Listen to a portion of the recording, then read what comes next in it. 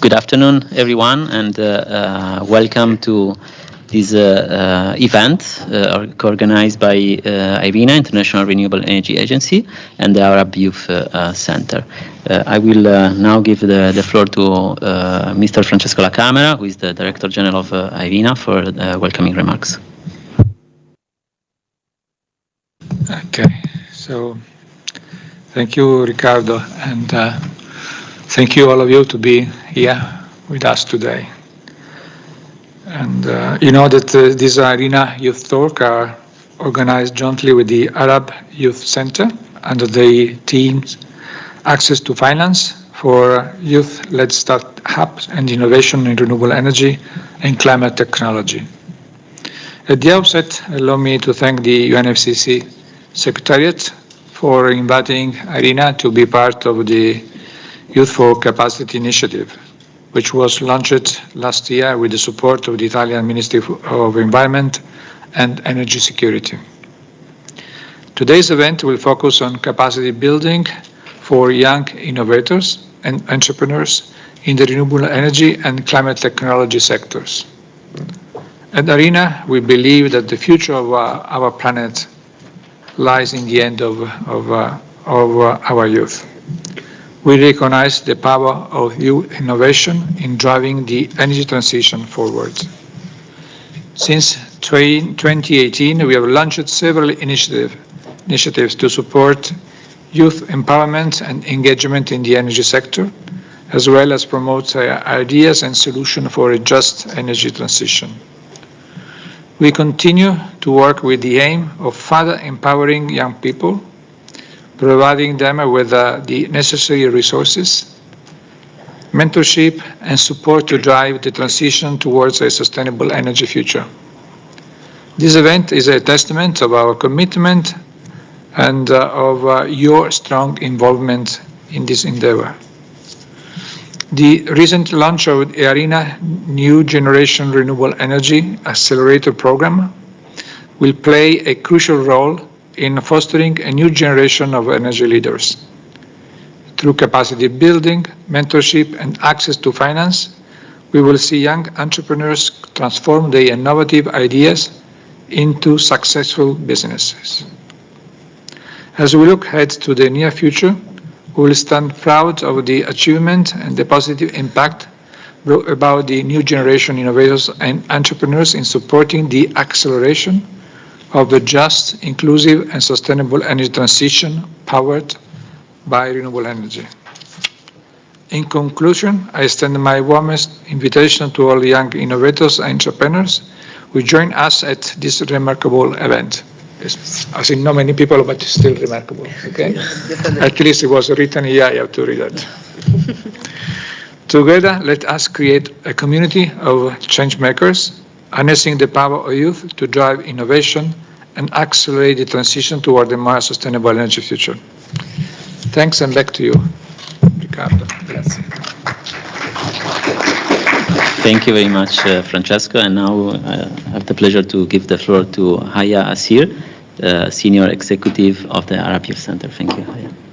Thank you, Ricardo, and thank you, Director General. And to reiterate, sometimes, all of the time, it's not about the quantity only, but more about the quality. So thank you all for joining us today. And I'm sure that you all had a productive morning and maybe then a productive yesterday at the SPs, and we cannot wait to start with a capacity building session. But let me start with one thing first.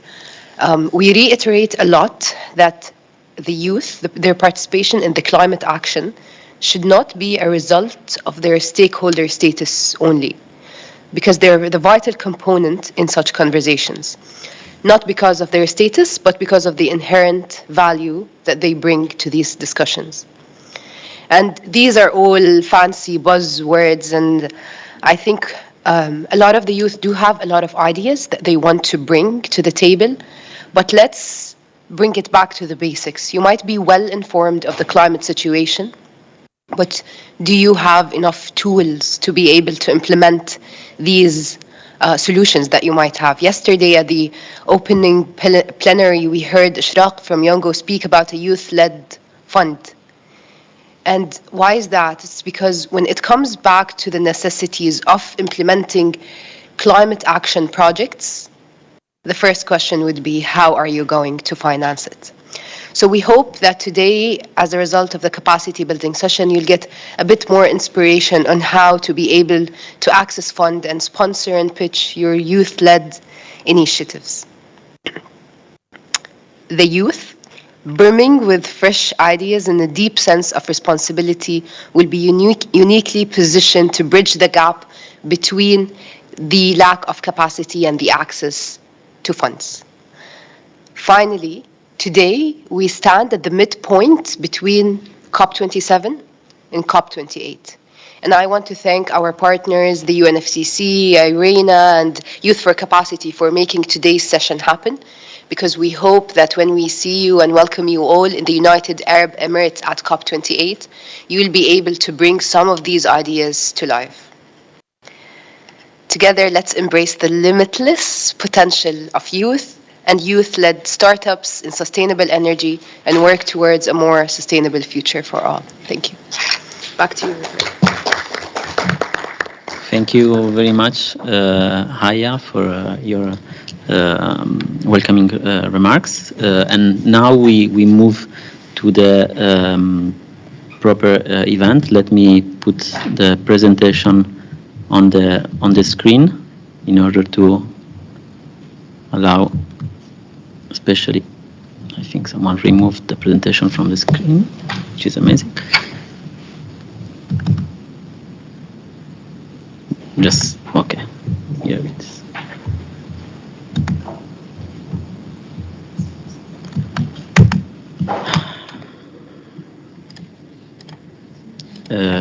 Sorry, the PowerPoint is not working. Careful. One shoulder destroyed. I'm trying to.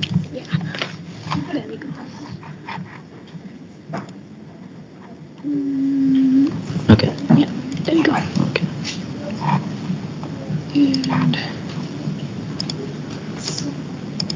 And can I Yeah, no, maybe. resume slideshow? Let me restart it and stop sharing.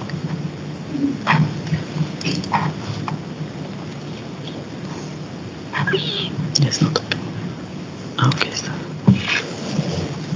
While we wait for the presentation to work, do we have any entrepreneurs in the room? Anyone with an entrepreneurial idea? Okay, amazing. I see some hands. Okay, thank you very much. Nice. Okay, thank you, Haya, for making the time useful.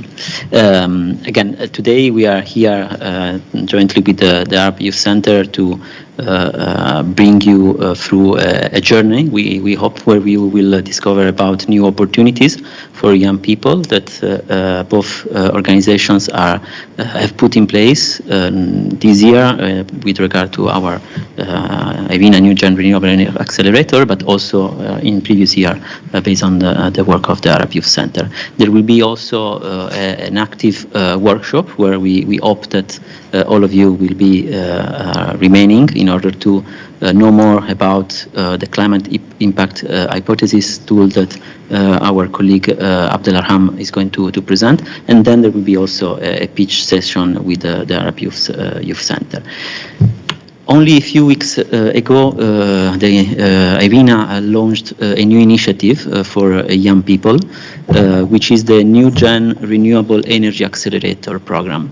The main objective of the accelerator is to ensure to provide additional capacity to young entrepreneurs.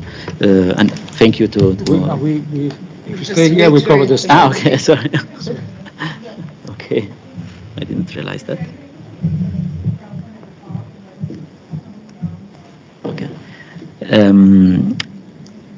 So we launched this new initiative to provide concrete support to ideas, solutions, and also concrete projects that young people are already developing around the world. And the reason behind this new initiative is that IRENA has been working on youth engagement since a few years now, but we realized that there was a need, a kind of call from young people to move from a more advocacy or outreach oriented approach to something that could really concretely support innovation coming from young people.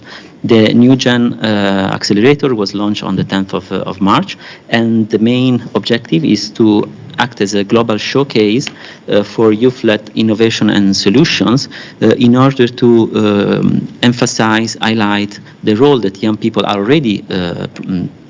already having in the energy transition, and of course in supporting also the discourse about climate change with concrete proposal, concrete solutions that are going to, let's say, provide a response to some of the most urgent climate changes challenges.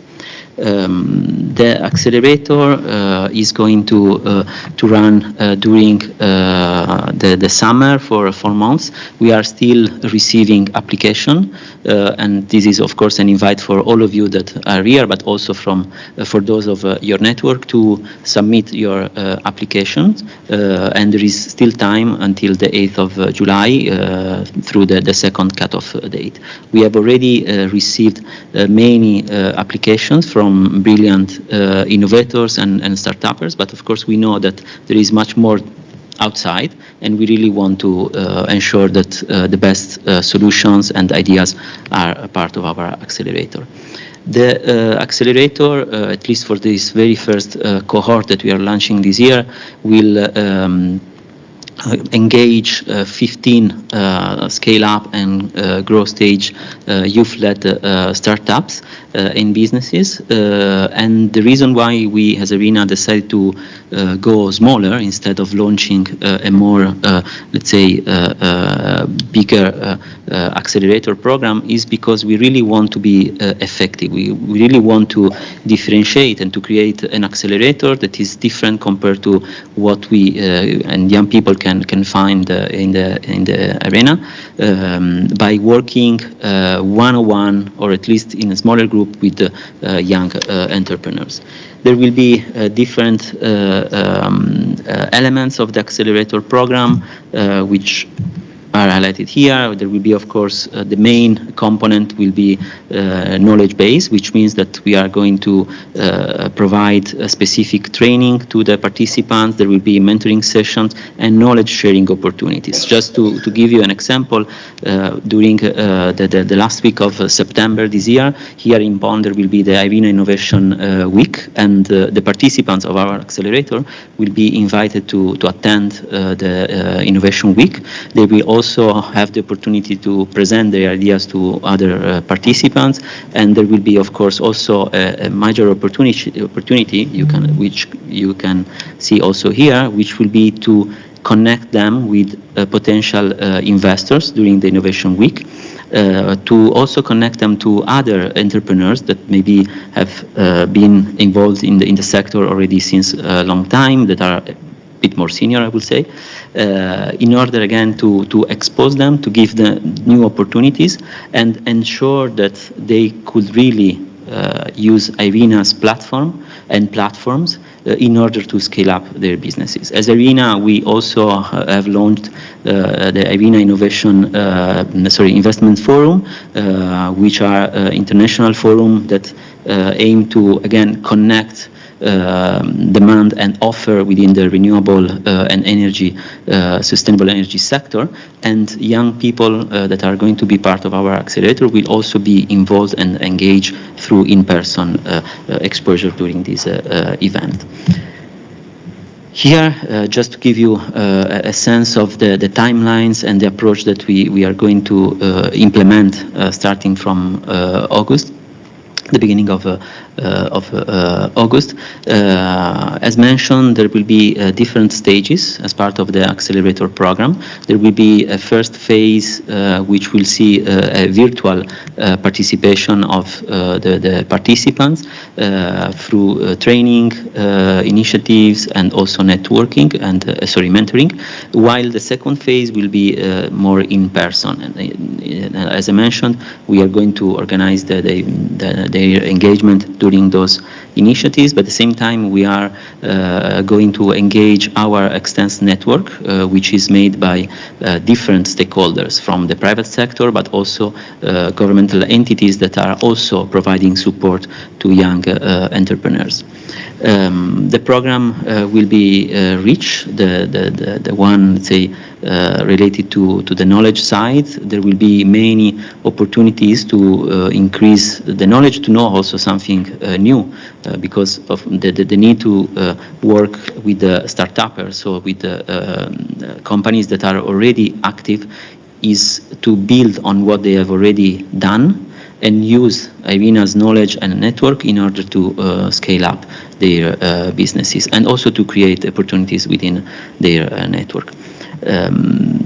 This was just a very brief presentation for all of you. We are available, of course, even after the meeting, or you can visit the IRENA webpage on the Accelerator if you need more information. But again, our purpose today is really to promote this initiative, to ensure that you, as a young people, see the value behind this new initiative that is run by IRENA, and can also spread the information with your network.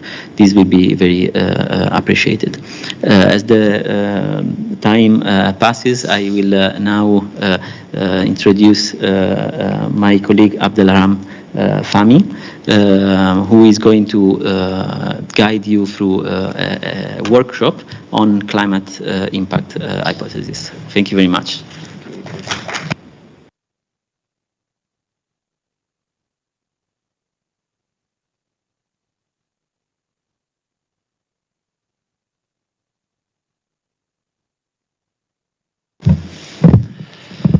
Thank you, Ricardo, and good afternoon, everyone.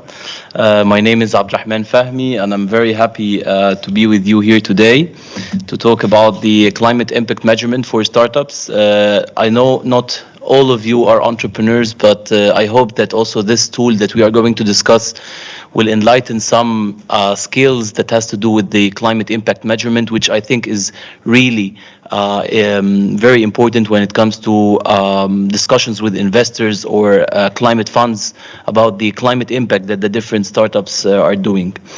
Very brief background about myself. I'm a mechanical engineer by education. I'm a sustainability consultant by profession. I have more than 10 years of experience in this field. I worked with different incubators and accelerators, regional and international. And I'm very happy actually to be connecting with you today, and thank IRENA and the Arab Youth Center and UNFCCC for this opportunity. Before we start, I would like to ask you for a very inconvenient question, but I would like each and every one to introduce themselves very quickly. We are going to do a workshop. We want people to know each other, know who is around. One of the most benefits out of this workshop is to get to know others. This is how entrepreneurs interact.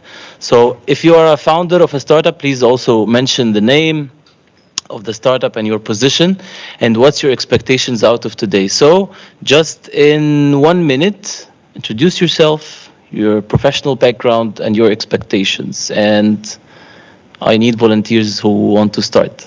Just unlock the mic and go on. Please. Yes. Hello. Hi, everyone. My name is Mark Haver. I'm originally from the United States. I'm an advocate for action on oceans, climate, and sustainable fashion. I'm working with a think tank ahead of COPs called the Negotiation Hub, and our aim is to democratize access to climate information for observers and negotiators. I'm leading our engagement department, and I'm responsible for understanding best practices for meaningful youth engagement in climate negotiations as to be facilitated by the UNFCCC, the COP presidency, or by national delegations.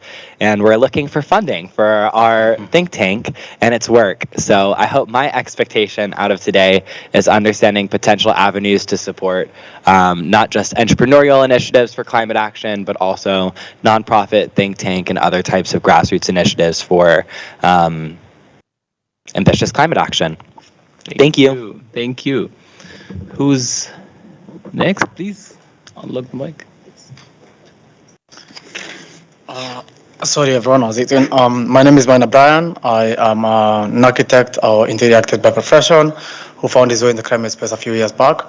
Worked with the AU, the UN, but then now working with the Kenya Youth Presidential Climate Commission, as well as the lead for the organizing of the African Youth Climate Assembly coming up in September on the 1st to 3rd, in line with the Africa Climate Summit, as well as the Africa Climate Week. Apart from that, I'm the founder of an eco-friendly company where we manufacture biodegradable compostable tableware. And our main aim is to eradicate plastic waste, as well as capacitate young people through the Wangari Mother Youth Hub where I lead. Thank you. Thank you. Next.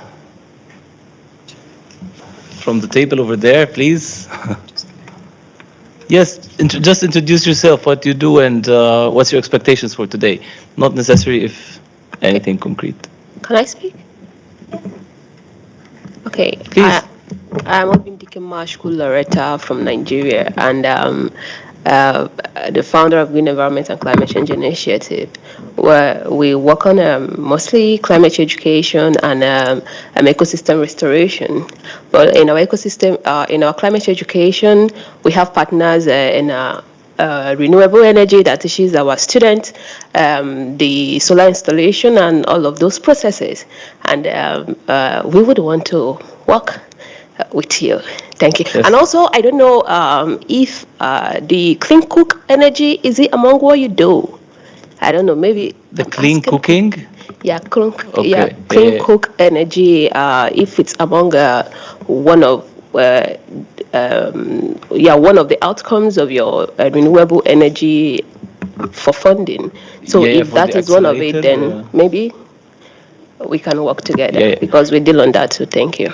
Any in the accelerator of IRENA, actually, any innovation that has to do with energy consumption or energy efficiency, or Okay. also clean tech at large, is welcome to apply. So please don't hesitate to apply, and hopefully you will join also the accelerator. Okay, thank you very much. Thank you.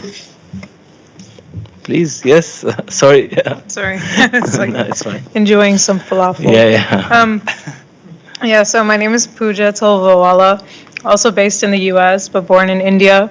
I run an org called Youth Climate Collaborative, which has different initiatives like to get young people and people of color on boards of climate finance orgs to help influence where money goes. That's just one of some of the things. And then I also run a startup called Jolly. And this one, we've had a job, like a search engine for jobs opportunities, and it's a mapping tool. And we've had that for 2.5 years, but now we're trying to expand it to use AI to do partner matching based on like who works on what and where. So I'd be interested in seeing if there's potential for collaborating to map the projects that you all Absolutely. work on or something like that. Thank you. Absolutely. Thank you. Who else? People who didn't have lunch and feel a little bit not energetic. Yes, please. Thank you. My name is Terry Taylor. I'm from Liberia. I'm the national focal point for the Action for Climate Empowerment for Liberia. And back home, started an initiative we looking at waste. How can we be able to venture into the waste sector? And basically, that's what we are looking at. And my expectation is to see how we can be able to get what avenues are available for us to explore in terms of pushing our startup from just something on paper to an actual reality. Thank you. Amazing. Thank you. Yes, please. Hello, I'm Charlene Vanessa Tollery from Liberia as well. I'm a climate facilitator at the Environmental Protection Agency. I work with the Multilateral Environmental Agreement Department. I also have an NGO called Women Entrepreneur and Environmental Link because of my background in agriculture and disaster. And I'm just here to get some knowledge and broaden my horizon. Amazing. So, yes, please. Hello. Hello, this is Mustafa Azlab, Associate Minister of Youth and Sports in Egypt and the head of COP27 Youth Task Force. I'm here today because it's part of my job to enhance the ecosystem for innovation and entrepreneurship in Egypt, especially that we are working to support young people to start the initiatives and green projects to make our ecosystem and the green economy ecosystem in Egypt in better. So I am very looking forward to hear from you and take the benefit of all of our friends and to listen to their experience. Thank you. Thank you. So, any other volunteers? Yes, please.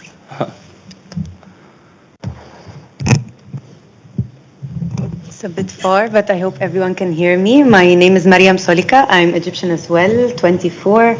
And honestly, I'm more of a journalist than of an entrepreneur. Maybe one day I can mix both.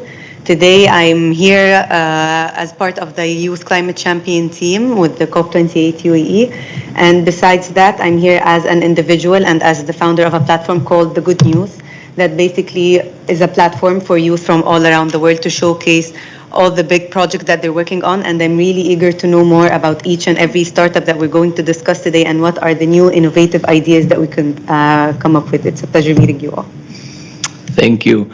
I'm very proud of this pool, actually. We have innovators, social innovators, think tanks, government, media, everyone I think is presented here, but no one from the financial background. So sorry to disappoint you. No, yes, please, yeah.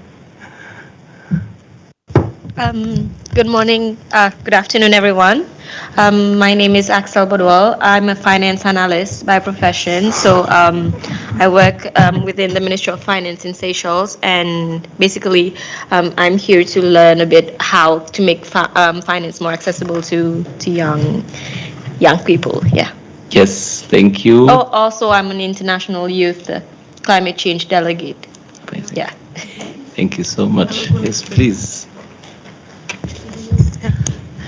Hi, good afternoon, everyone. My name is Alicia Ramdal. I am from Trinidad and Tobago. That's in the Caribbean. I think I'm probably the only Caribbean person here. I'm very proud of that. Yes. I'm also International Youth Climate Change Delegate. I'm an attorney at law by profession. I have a bit of a background in climate change law, more particularly readiness support for small island developing states. The focus of my work is mostly gender mainstreaming in climate action and gender responsive climate policy development. I work with a number of local NGOs across the Caribbean, and so my focus, or what I would hope to get out of today, is to just learn more about the opportunities that are available for women and climate gender disadvantaged groups and how they can gain support in that area. Thank you. Thank you. Pleasure to have you. So, yes, please.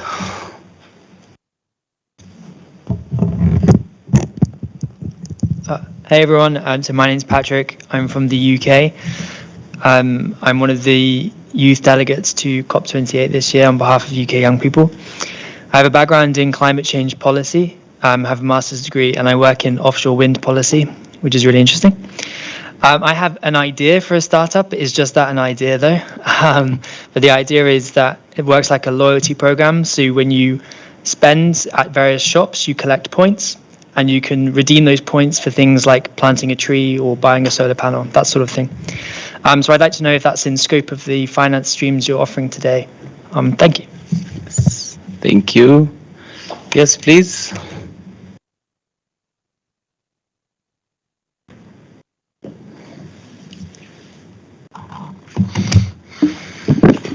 Hello everyone. So my name is Ling Qing, and I just joined the workshop because I was a bit late today, and I apologize for that. I was from China originally, and right now I'm in UNCCD as a part of internship. And then I was in my China. I have my own startup about homeless animal adoption and rescue center. So we focus on providing medical cares to the homeless animal and the home, especially cats and dogs that was abandoned in the street. And I was also a lecturer in Green Roots and Shoots, so established by Jane Goodall. Meanwhile, I was working as a campaigner for the Dialogue in the Dark, which is a disabilities facilitation group that help prepare the pre-Olympic competition with the disabilities peoples, including the hear loss and sight loss. And we also organize weeklies and monthly running competitions within different countries. Meanwhile, I was a secretariat at G20 Young Alliance YEA, so Young Entrepreneur Alliances, and I'm really happy to be here and like to meet all of you. Thank you. Very impressive. So for the sake of time, I will move forward, but we have the second part of the workshop also, which will be facilitated by the Arab Youth Center. And I think the rest of the people can also still introduce themselves. But just to have one advice for you, please don't walk out from here except when you know each and every one here as much as you can, of course. This is one of the most valuable things that you will have, is to connect with the people. You see a lot of different backgrounds, a lot of synergies. So please make sure to connect with the people here on whatever platforms you feel comfortable at. So our agenda for today, that we are going to talk about the climate impact hypothesis. It's a free tool that you can use, and it's also one of the tools that is validated by the EU Institute for Technology and Innovation.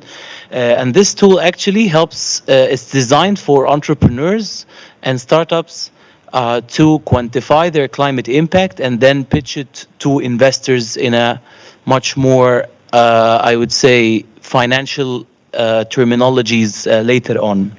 We are going to explain the different phases of the tool, and then we are going to do a very quick exercise together, so hopefully you will enjoy it as well. And then we will go to the second part of the workshop, which is going to be delivered by the Arab Youth Center. So as I mentioned, we're going to use two free tools today, Impact Forecast and IDEMAT. IDEMAT is an inventory, it's a Dutch inventory for carbon emissions. You can install it on your phone, or you can use it on your laptop to recall data about emissions of different types of materials, energies, production phases, any kind of processes. And of course, not everything is there, but majority of the processes could be called out for information from IDEMAT and the climate impact forecast. So I have a very quick quiz, and I urge the people who didn't introduce themselves to participate as well. So the question says, which of the following electricity sources has least carbon footprint per 100 megajoule of energy generation? Solar energy, wind energy offshore, we have, yes, and the nuclear energy. So do I have any volunteers who would like to guess or know actually? Or just say something?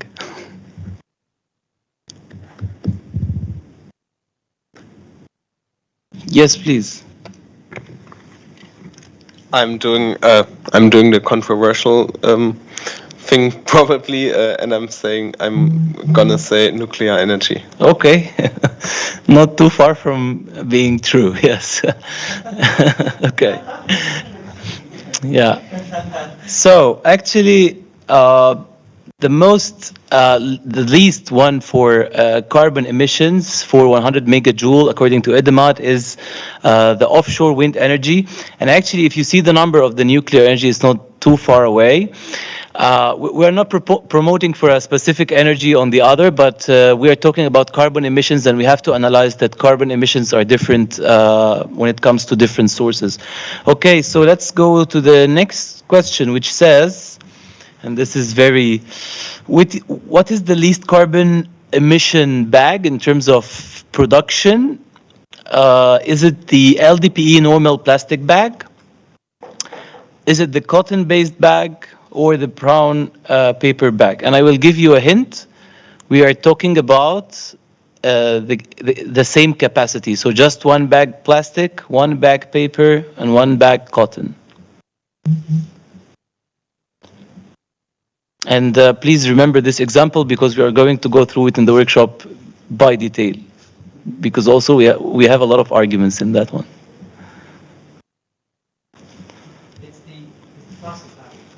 Okay. Yes, technically the plastic bag, for a lot of reasons that we are going to know later, is the only or the least one in terms of carbon emissions compared to the cotton or the tote bag or the brown paper bag. Of course, we're not also promoting to plastic, but we're just talking about science of carbon emissions. And definitely there is a lot of things associated with the plastic bags and the consumption of the plastic bags that we are going to talk about later to understand more. The last question, which is very interesting as well, what is the least carbon emission fruit in terms of the carbon footprint? Is it pineapple per kilogram, banana per kilogram, and avocado per kilogram? And there is a lot, definitely. I'm not talking about transportation. I'm not talking about anything because, for example, if you are living in the tropical area, you will have access to avocados right there. But I'm talking about the cultivation itself.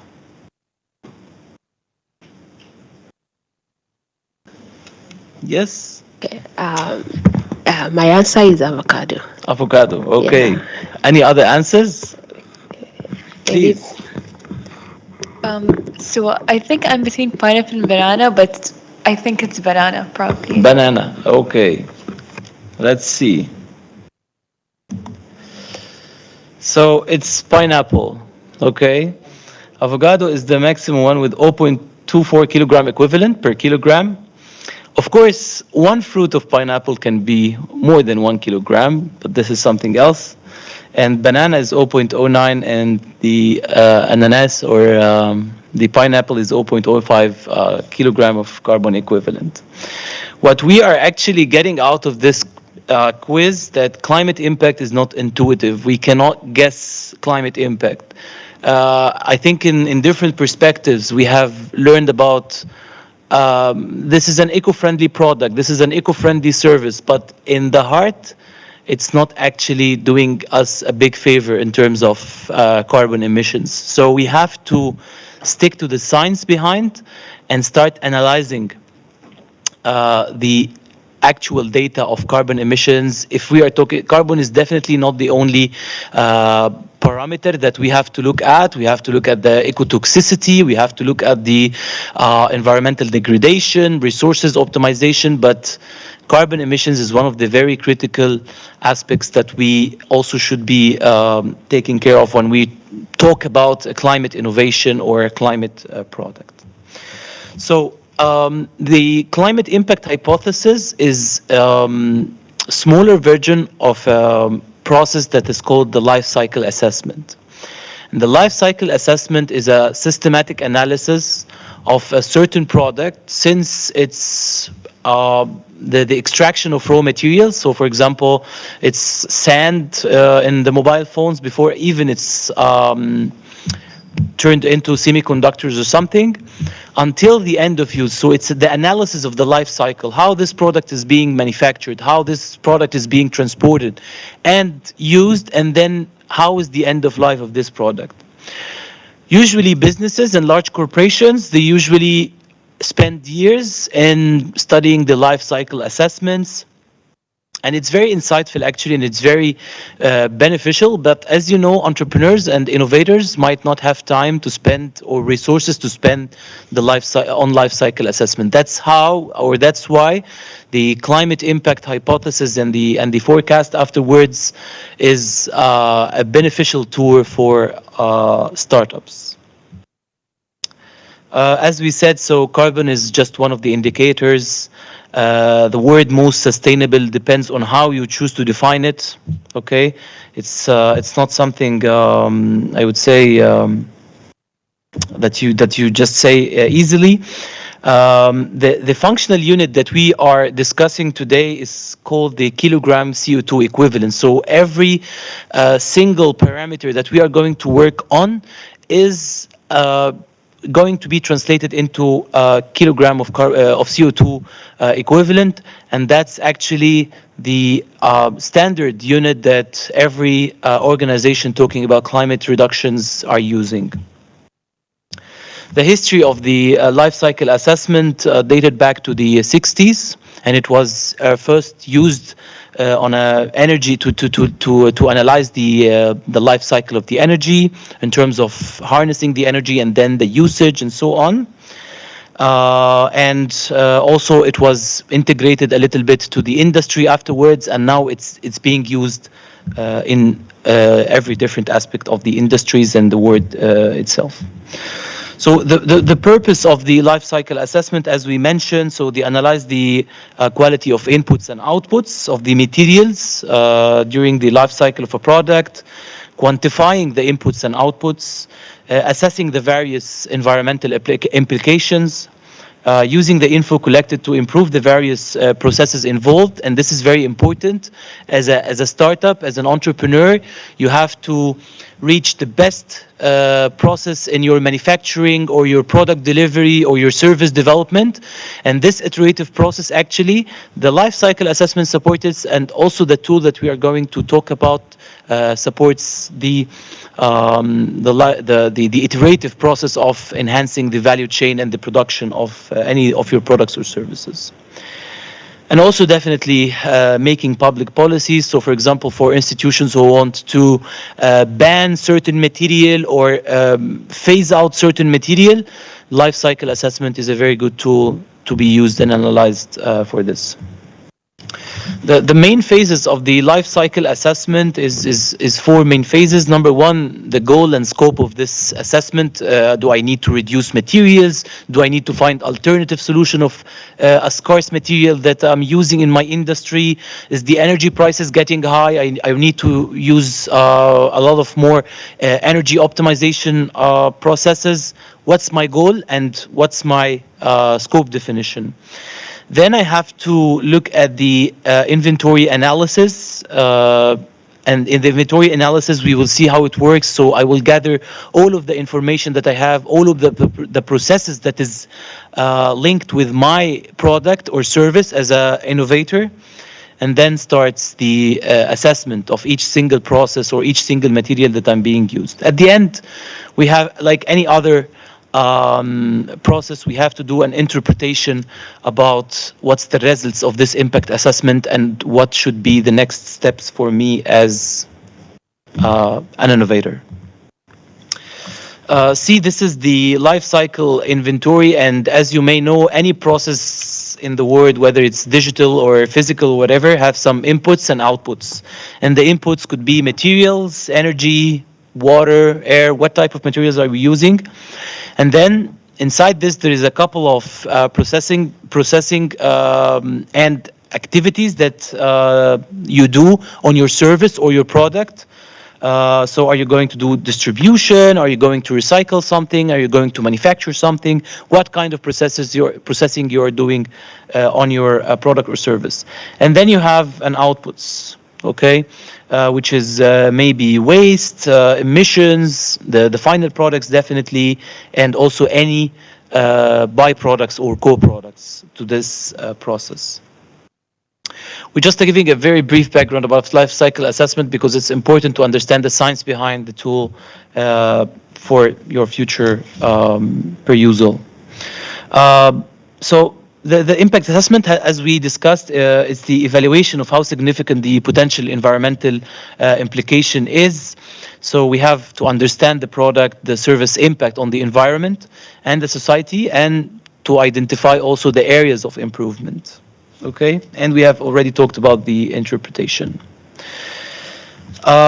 The advantages of the life cycle assessments allow an analysis of all steps within the life cycle of a product or service, offer valuable quantitative comparisons, serve as an effective marketing tool, and important tool for industry and regulatory organizations. So let's talk about this very interesting and confusing example that we have talked about in the beginning. So for lower impact, we have seen that a single bag, the impact of a single bag, plastic bag, is much lower than the paper bag. But can we know why? So both are recyclable. Plastic is light, paper is bio. Trees are cut for papers, and recycling at large costs energy. This is some facts to list. If we are comparing kilogram by kilogram, paper is definitely better in terms of greenhouse gas emissions. As you see, the greenhouse gas emissions of the polyethylene or the LDPE is much more higher than the 1 kilogram of paper. Okay? In terms of other environmental aspects, I think it's not very clear here, but this first This first line talks about the total energy usage. The second line talks about fossil fuel. The third line talks about the the municipal solid waste also. And the fourth one is the green gas emissions. And the last one is water. So paper is definitely better in all aspects, except if you are short on water. Okay? So this is a comparison that happens kilogram by kilogram, and you see the different results that we got here. And this also will affect you when you are studying your life cycle assessment. You have to identify the comparison parameters that you are using. Is it weight or distance, or what kind of parameters you're using here? If we are talking about equal capacity, that's when the plastic is better. So definitely 1 kilogram of plastic bags can have a lot of plastic bags. The 1 kilogram of paper bags is less number of paper bags. Again, I would stress, even if you assume 2 or 3 uses of the plastic bags, they still have way lower impact. But there is also this issue about the usage of plastic bags and the end of life of those plastic bags. So it's not, you can't generally say that the product is against the environment or with the environment for just its carbon emissions. You have to also consider other environmental aspects. And from my personal perspective, I think lower consumption and lowering the consuming of plastic bags is definitely the way to go, with also the reusable bags that is available worldwide right now. So let's start with the climate impact hypothesis. So the climate impact hypothesis is, or the climate impact forecast is divided into 3 different stages. One stage is going to talk about today, and the 2 other stages you can read about them online. Maybe in the Accelerator we can have some time to spend on those detailed processes. So the hypothesis is just an initial hypothesis about the climate impact and a generation of a simple report that is cool to include in your pitches later on, as we are going to discuss in the second part of the workshop. The forecast, it's a more in-depth details, which include every single process in your production or delivery of your product. And you have to use the inventory of any life cycle assessment inventory, whether the one we mentioned, IDEMAT, or any other inventory that includes information about the carbon emissions of different materials and processes. The third one is the validation, in which you work closely with a certain expert to validate the climate impact of your product. And here, when you can technically say that I have a validated climate impact of the product. It's important to say that the climate impact forecast is a iterative process. So it's not a single use process, it's an iterative process that you have to iterate and reuse multiple times over the span of your product or service development. So to make climate impact hypothesis, we need to be working in teams or in groups, okay? So I will ask people, for example, who are interested to do this exercise to move into those 4 tables that I in front. So just to consolidate the efforts. And we are going to, you have the freedom to work on your own case, or you have the freedom to also use the case studies provided. And we are going to go through the tool step by step in order also to explain it for you. It's very provisional, so don't stress. It's very also fine that you get some strange numbers. Okay. So the tool will ask us about 4 different categories of questions. Number 1, we'll ask you about the innovative solution. Okay. Then we'll ask you about the reduced emission. We'll ask you about the innovation emissions. So normally any innovation, it might also have emissions, and that's reality actually. Any innovation, it might have emissions. So you can include the reduced emission, you can also, include the innovation emissions, and the net between them will be communicated through the report, which is the net emissions reduction. This is the type of questions. You will go through them in the tool itself. What's the name of the product? What's the function? What's your innovation solution? What's the usual way to provide the function? The usual way here, we are talking about the ordinary way. Does your innovation fit in one of these categories? You will find a drop list. And then here, number 6, which is very important, by which amount can we compare your innovation to business as usual?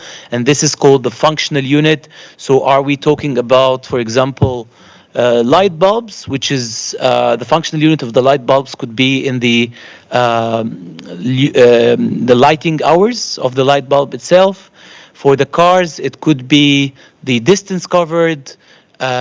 So what kind of functional units you are going to use, and we can have this on a bilateral process to identify the functional unit that we are going to use. Then some questions on the, as we mentioned, and the reduction that you see. So what resources are you predominantly replacing? Are you replacing materials? Are you replacing energy? Are you replacing transportation methodologies? What kind of materials you are replacing? Okay, and then it will generate the climate impact automatically from Edemat. Okay, so you don't have to worry about searching for numbers. Only search for numbers if you can't find the type of resource that you are replacing. You have at that time to research it, maybe find a trustworthy resource and include it inside in the calculations. And then you are going to also mention how many of this quantities of your innovation are being produced and what is the source of the climate impact data. It could be Edemet or any source of climate impact as you want. Same goes for the innovation emissions. This is the new innovation. Include your emissions here. Sorry, the questions are a little bit reflected on a certain examples. Sorry for that. And then they will ask you about how many of these amounts of these products are you delivering in year 1. So this is an hypothesis about your delivery of the products or services in year 1, and then in year 5. So that's an estimation of 5 years as well. If you have these numbers from a hypothesis process and followed by a forecasted process or whatever, then you will be able to talk with investors about the forecasted climate impact that their investments will be contributing to over 1 year and over 5 years as well. And if you are talking to an impact investor or a climate fund or whatever, you now have a validated, scientifically proved process that you can adopt. This is the results. You will get the greenhouse gas emissions reductions. You will get the emissions produced. You will get also the net between them. And you will get the potential reduction in year one according to the number of sales or the number of usages of the services. And it's not necessarily actually something that has to do with business. It could also do with NGOs and non-profits. It depends. It's usually concentrating on the products and services. And then the net greenhouse gases emissions in year 5. Okay. So the link to the tool is impactforecast.org/hypothesis, or you can scan this QR code if you want. So please feel free to scan it before we go into the example. I'm going to use my computer to cheat.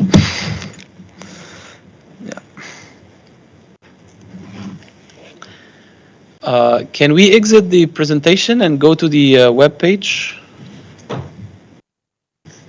So it's impactforecast.org/hypothesis or this QR code. So what I would like to do with you actually,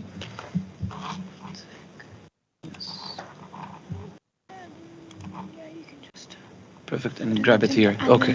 Essentially share. Yeah. Okay. If I share screen. Yeah, I'll put it there. Okay. Just put in the.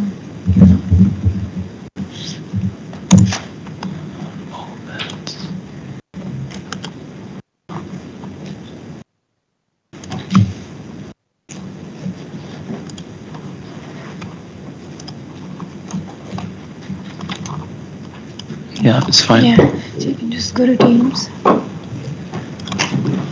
Yeah, share screen and then share the window of, just click on that. Yes, and this one. Yeah. Okay. Should up there. Yes, great. Okay, so if you open the, so we have an example here, and I'm going to read out the example for you. Just an illustrative example, it's not real. So the example says, a wood factory is considering to use agricultural waste as an alternative source of raw materials to enhance the climate emissions within the factory. So originally, to produce 1 cubic meter of wood, the factory need 530 kilograms of alder trees. They are using alder trees. And they're using, for each 1 cubic meter, 530 kilogram.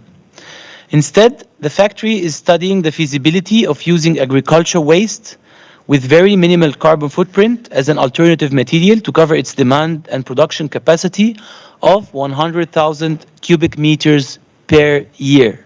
Okay, so I'm going to walk you through the tool here. So this is the window that you get when you click on, the mouse is not supported, that you click on impact hypothesis, and then the mouse, okay. Here you have two options. Actually, the third one is not working yet, but it's here called enabler or mitigation. I remember in the beginning, the gentleman over there, please. Yes, sorry to call you this. So you mentioned you have a platform for enabling people. Could you illustrate more about the platform that you have? Yeah, just an idea. The idea, yes. Yeah, just an idea that as you spend money with different shops, you can collect credits. Exactly. And then you could spend those credits on things like planting trees. Exactly. So here, the type of selection that I'm going to use in this case, that I'm enabling others to reduce their carbon footprint, I'm not reducing myself. This is called enabler. Okay. If I'm within the process of myself or my process of my production or delivering of the service, if I'm doing a mitigation effort, then I'm going to select mitigation. Sorry to call No, that's all right. Thank you. I just wanted to highlight this because So we are going to start for mitigation. And here the window will look like that. So here, the first type of questions, innovative solutions. So I will, for example, I will cheat from here. Okay, so I will call it Rewood, for example. So it automatically changes. What's the function of Rewood? Is it for? So I will say alternative materials for wood manufacturers. Hope my spelling skills helps me. Okay, and then what's your? It's complete. It's automatically changes as you see. So it's very dynamic. I just wanted to say I'm not marketing for the tool or anything. It's a free tool, so I'm just using it. Okay, I'm not working at that. What's your innovative solution to provide alternative materials for wood manufacturers? So I would say, for example, agriculture, waste. I would say agriculture waste, processed agriculture waste. Okay, maybe.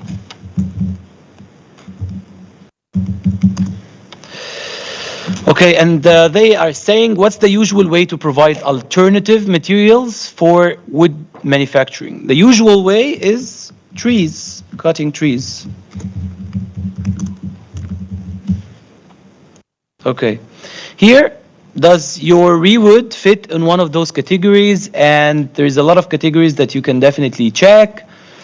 So material replacement, renewable electricity generation, fuel or energy replacement in heat generation, energy efficiency, food production, waste treatment, transport reduction, changing modes of personal transport, sharing, and so on. So I will say material replacements. Okay, so here, by which amount can we compare your innovation to business as usual? The amount that I read it out in the example was the cubic meter. So this is the functional unit that we are using. So instead of using, for example, 530 kilograms to produce 1 cubic meter of this wood, what I'm going to use alternatively. The second parts of the questions is about the reduced emissions. So they are saying, what resources are you predominantly replacing, reducing, or avoiding? So here I would say materials. It's not energy. I'm reducing materials. And then the type of materials, it's replacing wood. Okay. And for example, because I know it's here. And then I'm using alder, which is the type of wood that they're using. So it's automatically generated. What's the climate impact per kilogram in kilogram equivalent of alder tree? This is the number, 0.28, okay? Definitely not everything is inside this tool, or not everything is inside this inventory. So sometimes you will have to research for the climate emissions itself and insert it yourself. Okay, and then they are saying how many kilograms of alder are reduced per cubic. I'm totally removing them, so I'm writing the 530 at all. In some innovations, I'm not removing the materials completely. I am, for example, reducing the amount of certain material, then I maybe put a much more lower number than the 100% of the cubic meter share. What's the source of your climate impact data? It's EDEMAT. And here is the first result, which says the greenhouse gas emissions reduced. It's 150 kilogram CO2 equivalent per cubic meter. I just have to go back and write here cubic meter for transparency. Okay. Here, it's, I would say, a very tricky thing. So here they want me to introduce the innovation emissions, which is the agri-waste, okay? Technically, the agri-waste has a certain amount of carbon emissions, okay? But since that it's not going to be burned or decomposed and releases the carbon percentages, which is up to 40 or 50% of its component, then I will assume that there is no carbon emissions from my process, okay? Of course, in the manufacturing of wood, I'm using processing on wood and I'm using electricity and energy, but it's the same for both processes. So I'm not comparing in according to the energy consumption or the electricity consumption. I'm only here comparing according to the material consumption. So what I'm going to do here is not normally the case that I will insert 0, okay, but technically they have emissions, and technically any other innovation have emissions.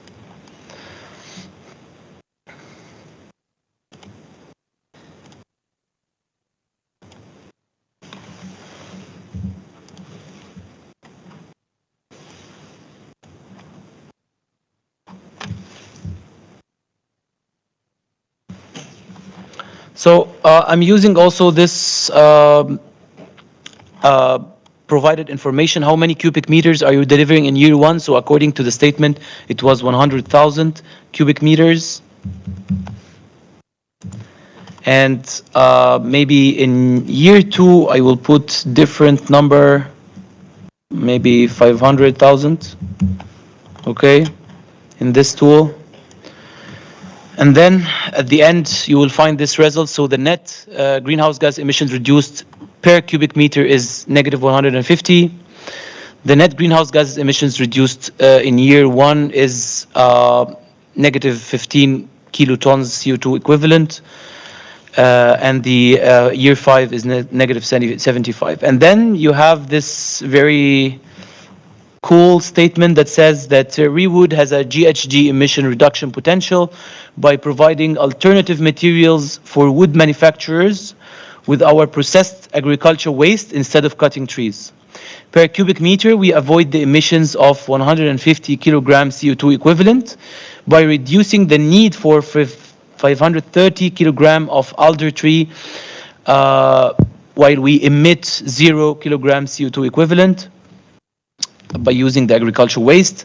The net impact in 1 year at 100,000 cubic meter is negative 15, and the scales to a net impact in year 5 at negative 75.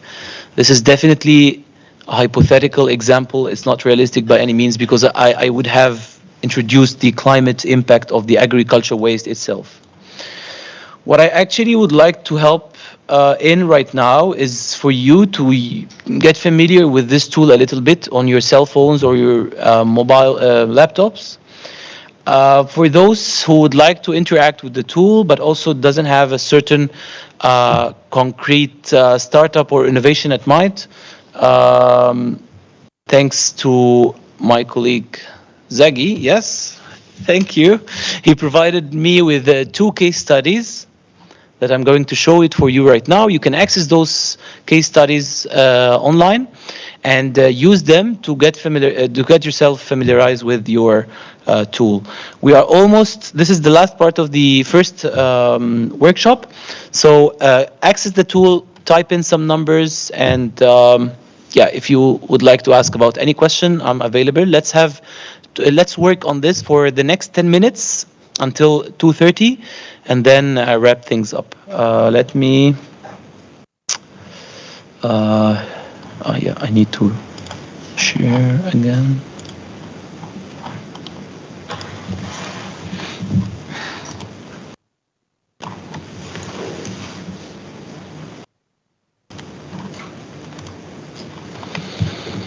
Those are case 1 and case 2 available online. Let me know if you have any problem accessing them. And please start using the tool, and let me know if you are facing any trouble so far. I think just for some housekeeping rules, if you'd like to, as Abdurrahman said, team up, 2 to 3 people per team, Then we're going to use the tool, and then we're going to have a bit of a soft skill presentation, and then we're going to be opening the floor for the teams to actually pitch their ideas, and then we have some gifts for the winners.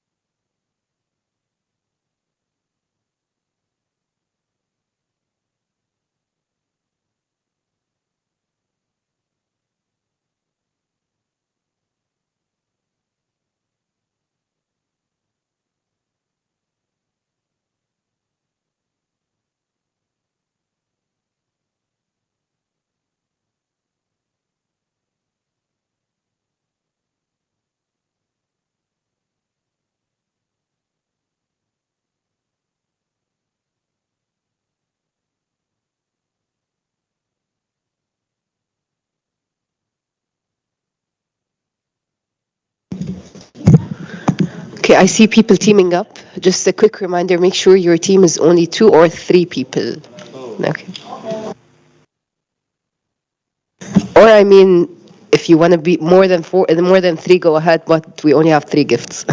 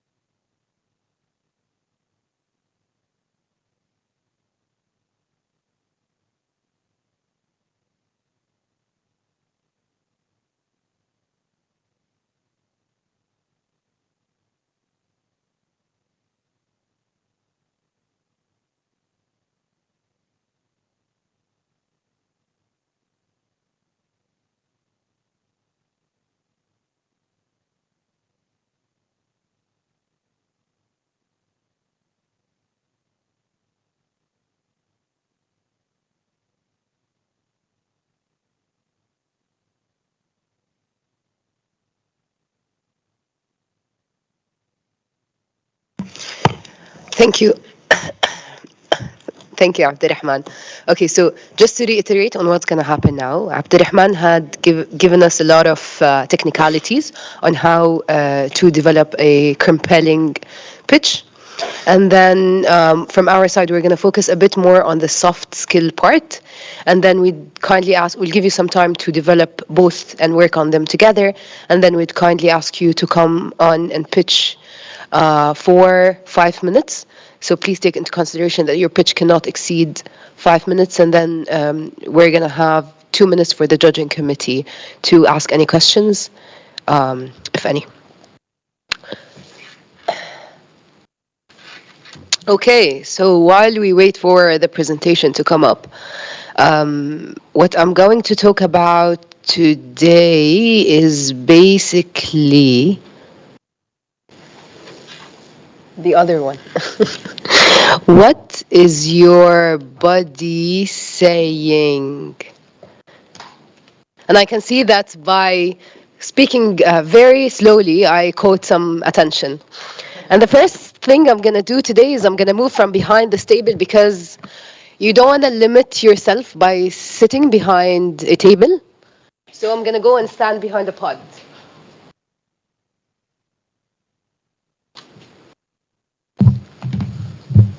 And I'm going to hope that the presentation is going to work.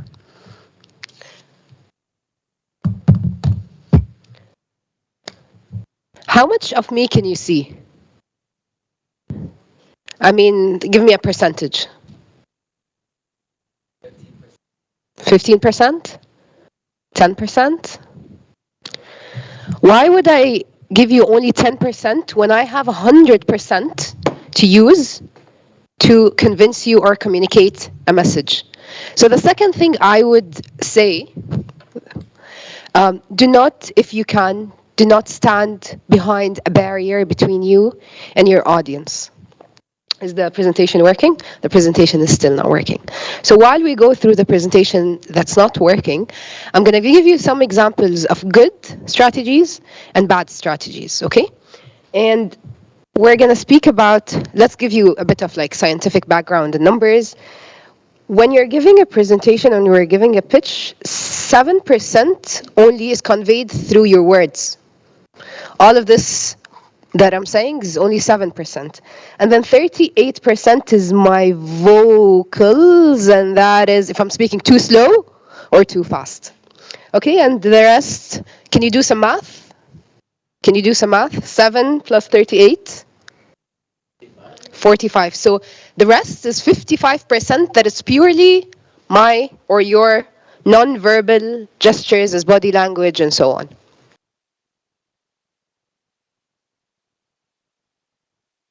Cool. We're going to go on without a presentation. So we're going to talk about 5 things, okay? The first thing is your posture, your gestures, your appearance, your eye contact, and finally your facial expressions.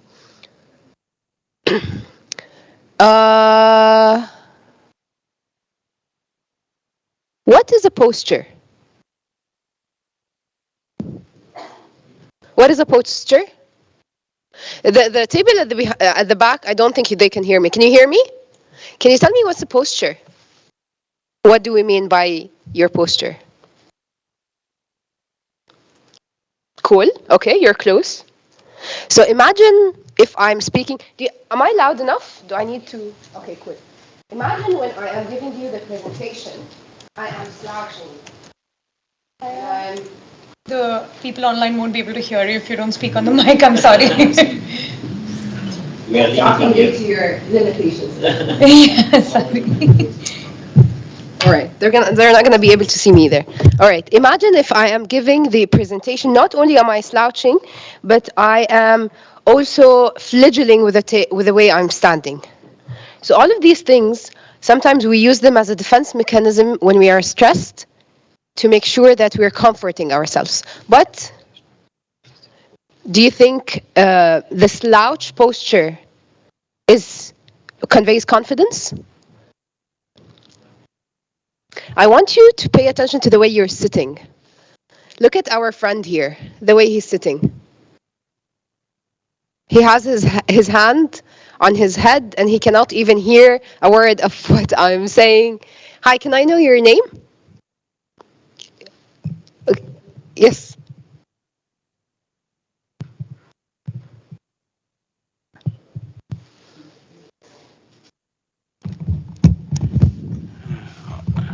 Okay, thank you. My name is Simpiro Yawanta. Okay, can you repeat, sorry? Simpiro Yawanta. Okay, I want you to describe the way you're feeling right now. So you were sitting, you had your hand on your head. How are you feeling? Uh, on my point of view, I want to learn. Okay, but energy is one of the key aspects in terms of driving the economy. Yeah, especially in developing countries where I come from. Looking at this insufficient which is there due to the impact of climate change. So there is a lot of damage which is being caused in the environment among the community members. So the innovation that need to be taken in place, like what we are doing here, which will be to encourage community members to avoid depleting the environment in short way, like cutting down of trees and all those things, by bringing up innovative solutions for them to accelerate and shape their future. Amazing. So you were paying attention to Abdurrahman, but not to me. So that was conveyed by the way, whether the person is engaged or listening to what the speaker is saying, you can tell by the way he's sitting and by his posture. So the second thing I'm going to move to, and I think the presentation is already working. It needs a password. All right. We're already halfway through it. Okay, let's talk about gestures. Okay, I'm going to do some acting.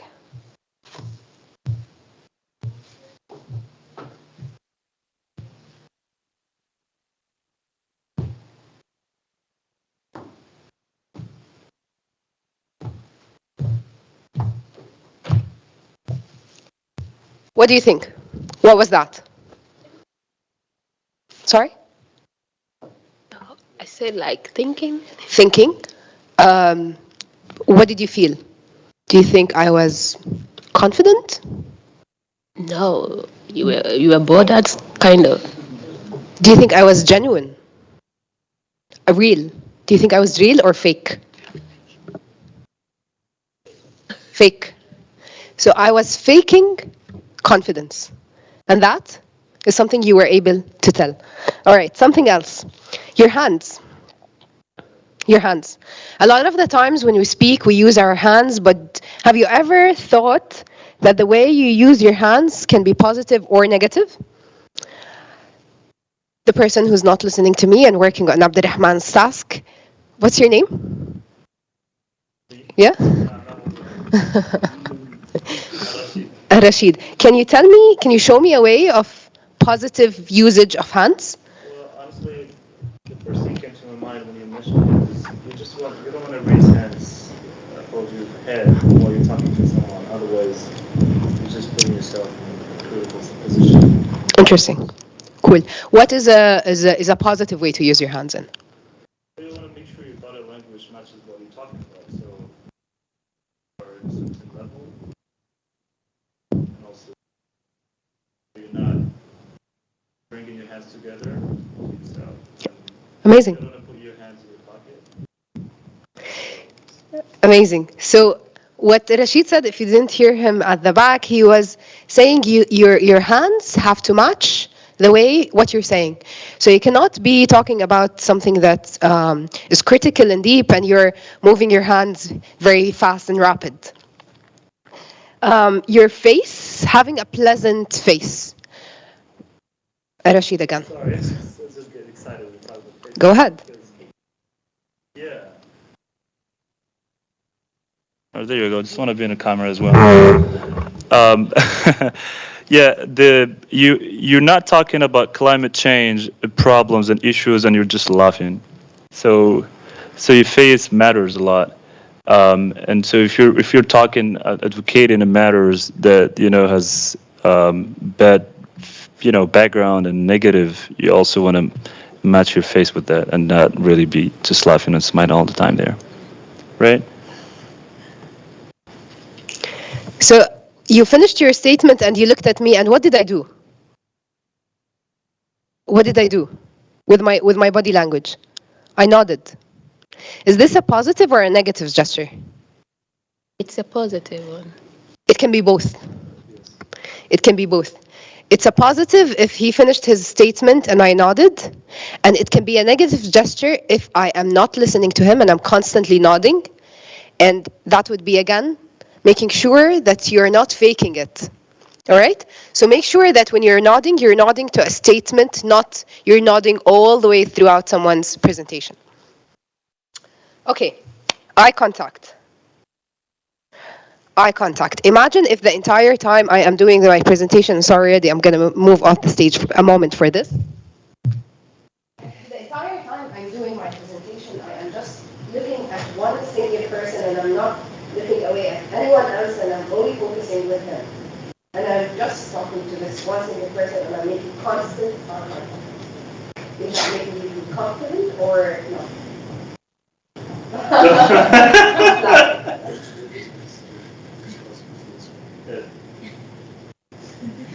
Well, it's on both sides. First of all, you may not make the person comfortable, but also the other people will not feel engaged. Exactly. So if I am only addressing one person, steady eye contact. I'm going to go back to sorry, I think. Steady eye contact is a positive gesture in the essence of it. But if you're addressing a room of audience and you're only focusing with one person the entire time, you're not only making the person feel uncomfortable, but you're also making the other people feel less important to you. All right. Okay, we discussed some positive gesture. Let's move to, okay, the presentation is now cool. All right. Can you demonstrate to me someone who is confident in the way they're standing up? What's your name? Yes. Hi, I'm Tom, and I think I'm trying to represent a confident person in 1 second. I cannot see. Okay. Wait. Nice. Okay. Can you represent someone who's tied up?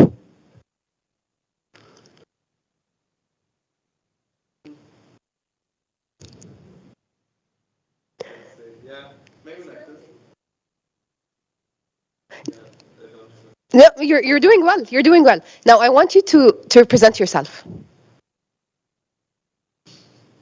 Amazing. So notice how he spread his legs.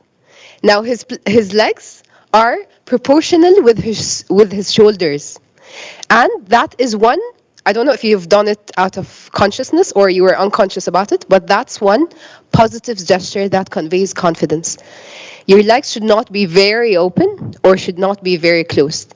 The perfect measure is to have them proportional to your shoulders. Cool? Cool? Do you think you can tell a genuine smile from a fake one?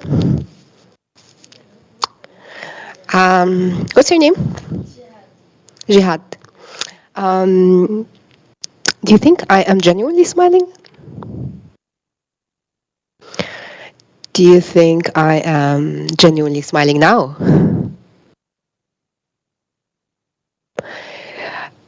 Would you believe it if I constantly smiled in my fake smile throughout the presentation? Whether we realize it or not, when you're fake smiling, people can sense that. Whether they realize it or not, fake smiles are sensed by the audience. Can I see a fake smile from everyone? That's a very genuine smile, Abdurrahman. He's nearly laughing. Can I see a fake smile? Can I see a genuine smile? All right, amazing. Next is appearance.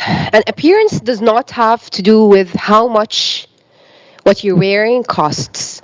If you've seen Hollywood, you'd know that it does not have to do with how much something is cost, but it has all to do with how you're wearing what you're wearing with confidence. And let me demonstrate something. You see what I'm wearing? A suit.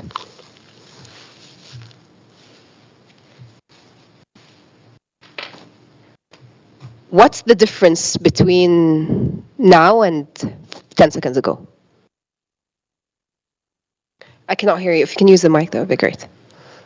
I said that you look more relaxed and laid back. Relaxed, laid back. Okay, nice. What else? Hur. Just because I know her name, so I'm just going to put her under the spot.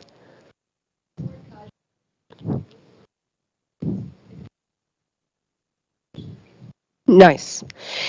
Okay, so without the blazer, it said more casual, more informal. But do you know why? Have you ever thought of the why behind this? I'm going to wear my blazer again and let me know if you see the difference.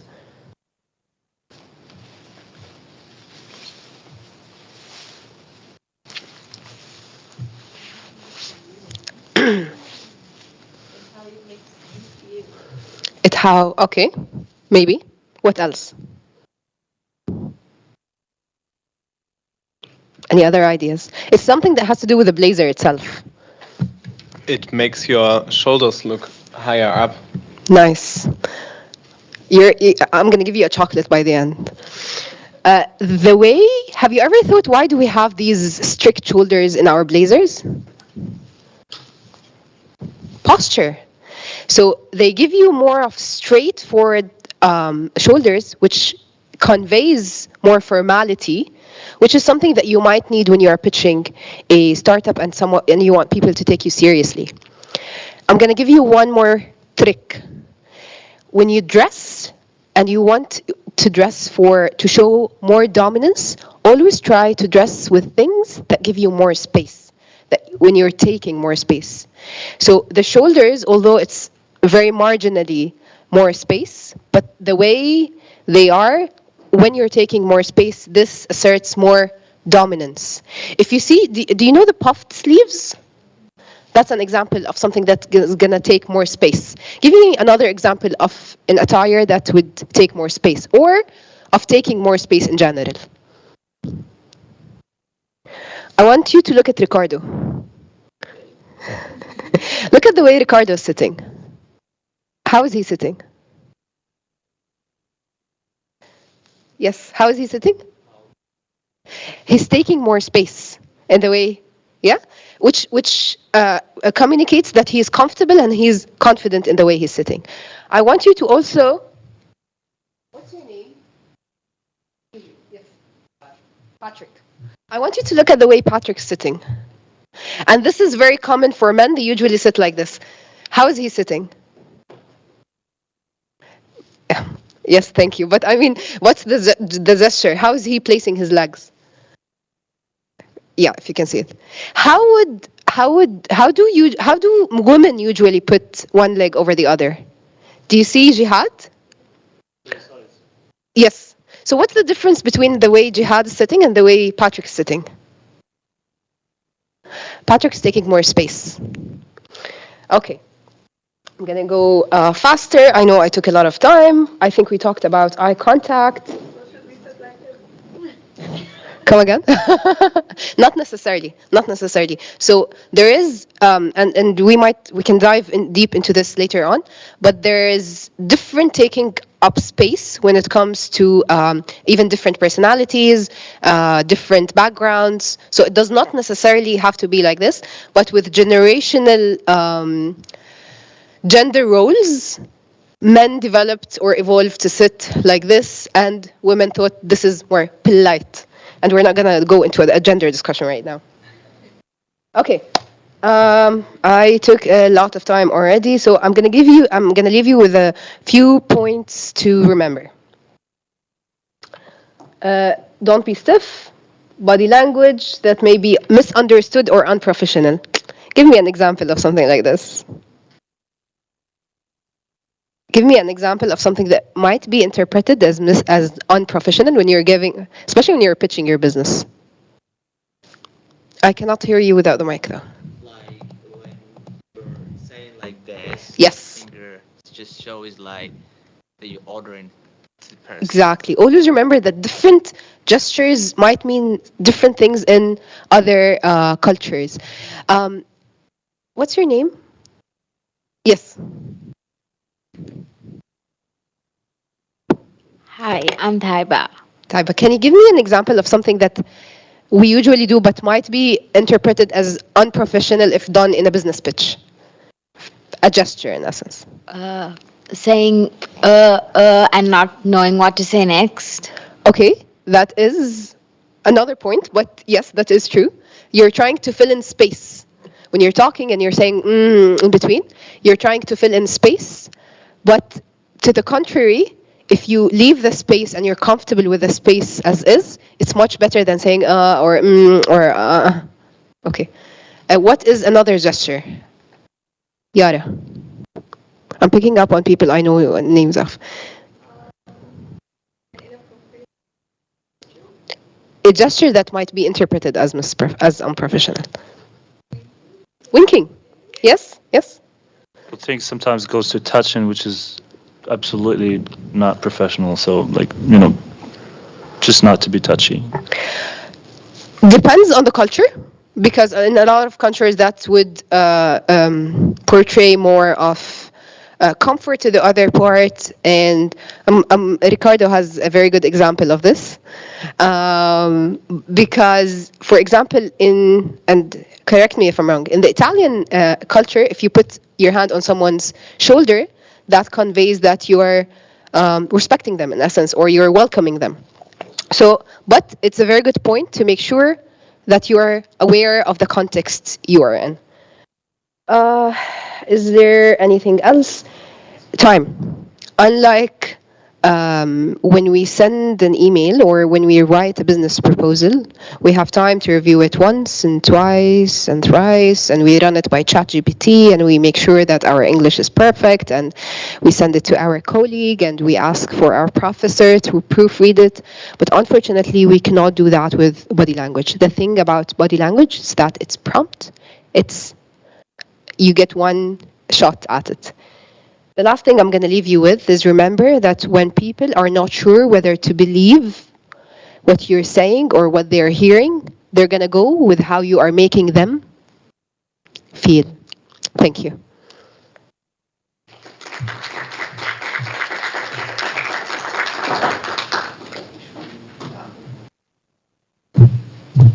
So we're going to give you 20 minutes. Okay, Abdurrahman said 10 minutes. So we're going to give you 10 minutes to work on your pitch. Post this pitch, what you're expected to do is basically combine your first exercise with the second, more of soft skill part. And then you're going to have 5 minutes to pitch to the judging committee. 10 minutes to start now.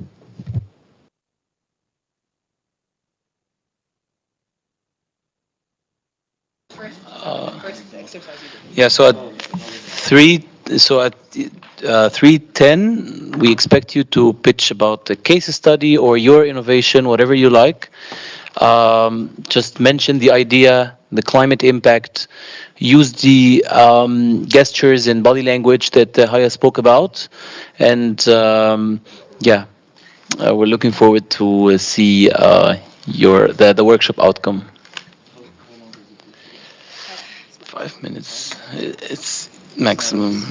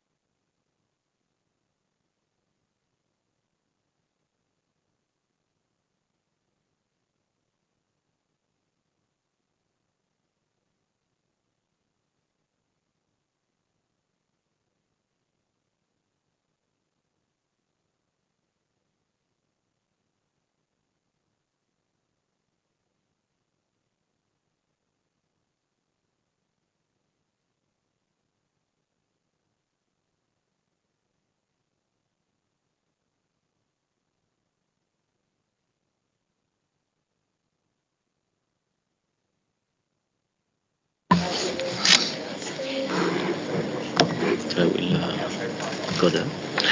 You can stay here. Okay. So I will go there so I can. Okay. Yeah, time is unfortunately up, and we would like to hear your pitches, if you are ready, and also if you are not ready.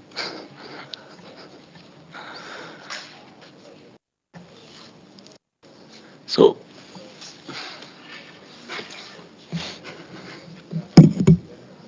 Okay, who's gonna start? this energetic team over there.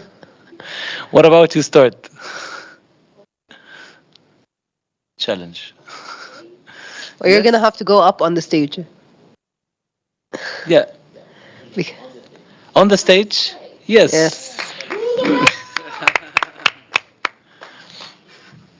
Okay, I just shall we introduce the judging committee?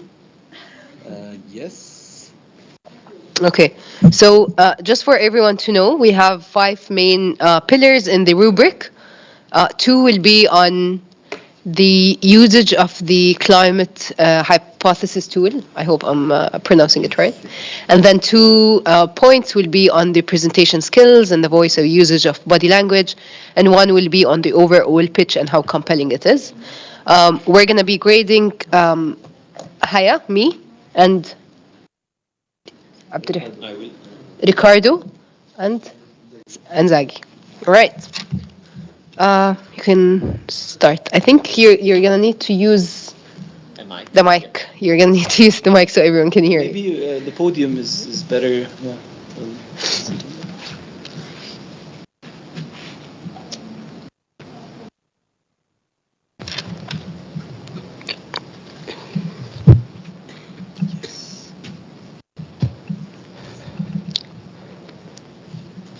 What do you want? Okay. Okay. Hello, everyone. Good afternoon. I am Obim Dikamashku Loretta from Nigeria. Then over there are my team people. So our initiative, our product is a briquette. Briquette is an alternative for fuel wood. And we produce briquette from residues, wood residues like wood shavings. It can be produced also from shaft, rice shaft, or any of those residues at all from the kitchen, from the wood industry, and from other processes. Then we use the briquette machine. After processing the wood and the residues, we use the briquette machine to mixing it with a binding material to produce the wood. So that's we reduce the cutting of trees in the forest, or bringing down tree covers to produce either firewood or maybe either firewood or charcoal, because deforestation leads to climate change, because from the IPCC report, it's been reported that deforestation is one of the higher emitters of carbon dioxide. So by producing the briquette, we reduce the emissions of carbon dioxide, and we also reduce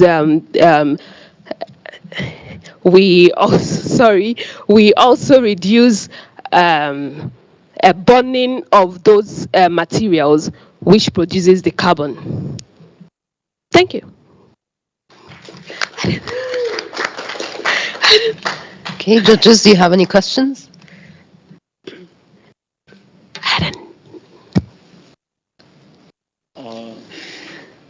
Were you able to quantify any carbon emissions or not yet? We were able to just a little of the numbers based on maybe the forest and how many, from the hectareage, how many is being cut down to produce the firewood or the charcoal. Then if we can, and also the tons, maybe in the production, maybe if we use 3 trucks of firewood every month, and but the production of the briquettes will make us use only 1 truck. So meaning that if we are cutting down maybe 5 hectareage, we will reduce it to maybe just cutting down 1. and that is okay, because when the wood industry are using their produce, we can use the waste from it, and it's sufficient. Thank you. Can you mention how many stakeholders that have that must you engage? Stakeholders. Okay, the stakeholders that we must engage, number one, are the forest, like the forest, maybe in the government, the forest department. We must engage them, because they must give us access to the forest to be able to. Then also the main wood industry people, maybe the furniture industry or people that work there, we will be able to engage them also. And also the most important are the communities, like that, the host of the forest. Yeah, we will also engage them. These are our three major partners or stakeholders for the project. Anything else? Yes, I have very quick question. Is your solution idea replicable in different regions, or is only targeting a specific region? Okay, our idea is right now in the pilot stage. We are targeting one area, but it's an idea that works for everyone, because if we make a massive production, then we can be able to sell it out, give it out to other countries, other nations to be able to use it, and there will be a reduction in their cutting down of trees, the deforestation. Thank you very much.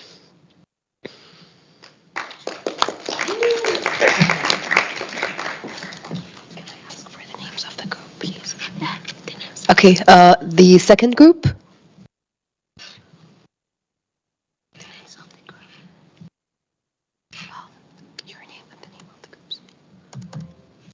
Please go ahead. Don't be shy. You're selling something. Oh, I didn't use my time. Okay.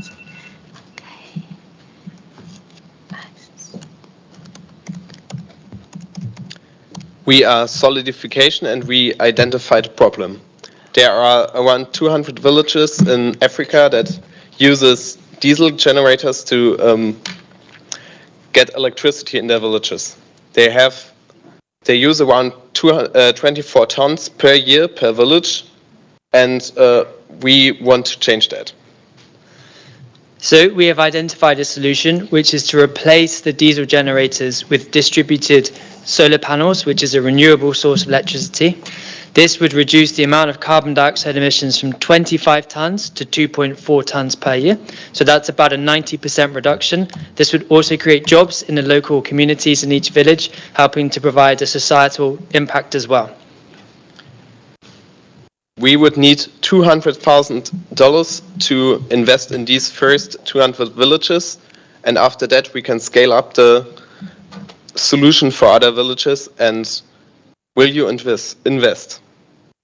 Thank you. Thank you. Thank you. Judges, questions?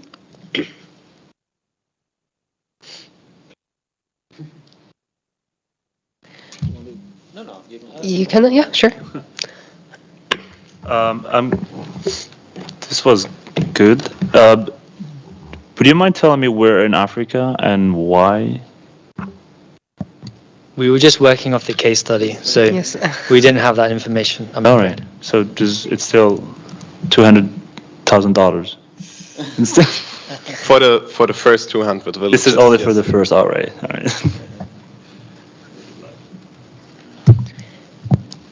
Sorry. Yes. Can you clarify a bit more about the social impact of your solution, and also if there is any specific benefit for new generations, and how we are also going to engage stakeholders, so not only youth but also local communities, authorities, and of course considering that you are pitching and asking for contribution and funding, we would like to know a bit more on how we are going to use this funding, and also if you are envisioning to create a solid business idea out of it.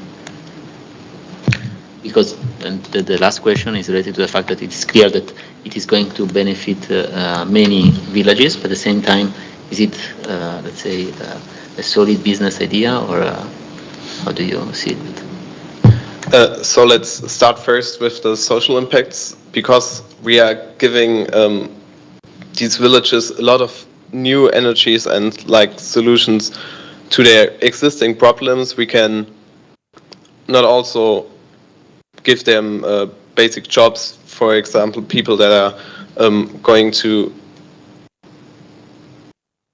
generate or look after the solar panels, like sometimes they need cleaning, they need maintenance. So we have these jobs that are maintaining the basic infrastructure, but also educating the villages about renewable energy sources, about how they can have an impact, how they can improve their own situation. Basically, that's the first part, and for the second part, I will. So in terms of engaging stakeholders, we think it would be good to have a local champion for each village that could help oversee the installation of different solar panels.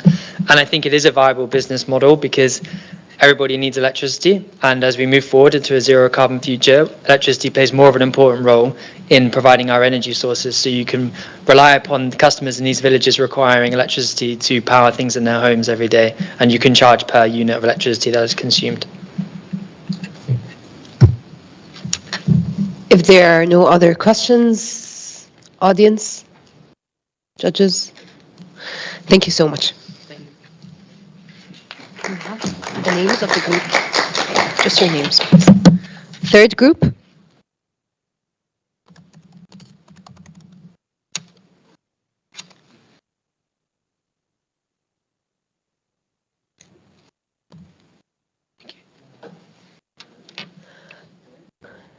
Are you guys presenting? Yeah? I'm not really confident right now. Of course. It's very high level. You'll do great.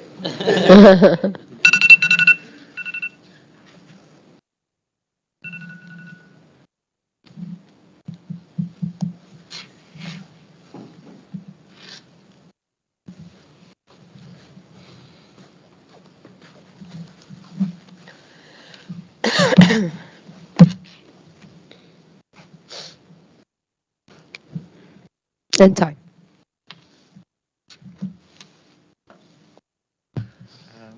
Hey everyone.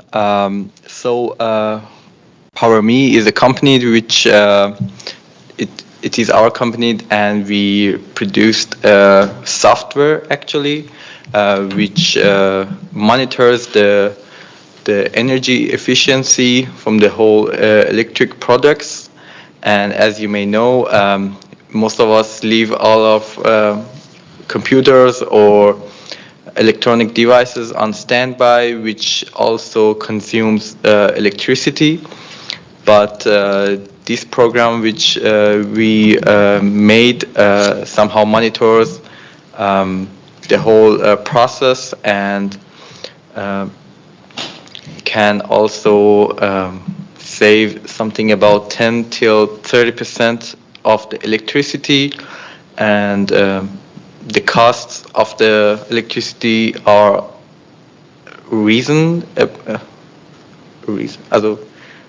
if I'm using the right word, because of the whole carbon dioxide prices right now, especially here in Europe. So it has more and more importance to have the devices consume less and less energy. So as my colleague said, our main incentive in here is highlighting the reduced cost that reducing your energy consumption would lead to in a way. And it would be mainly by, as my colleague said, monitoring how the energy is consumed in each and every household, and telling them about which products consume most energy, as well as telling them about the products that were consuming energy while they were not in use, and giving suggestions for how that could be enhanced in terms of decreasing the daylight usage of energy, and in terms of other kitchen appliances, for instance, and other things. So with this as our main product, we are looking for an investment of 100,000 for creating this database through facilitating AI technologies by creating those links between different companies in a way, and reports that were present before, as well as linking it to the reporting that would be done later.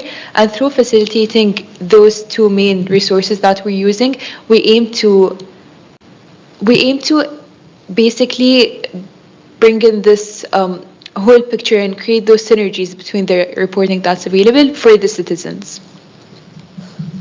Thank you. Judges, questions? Oh, yeah. Questions from the audience? Yes. So what kind of approach that you will choose to engage the customers, and what kind of the business models, like subscription model or payment-based result? Thanks.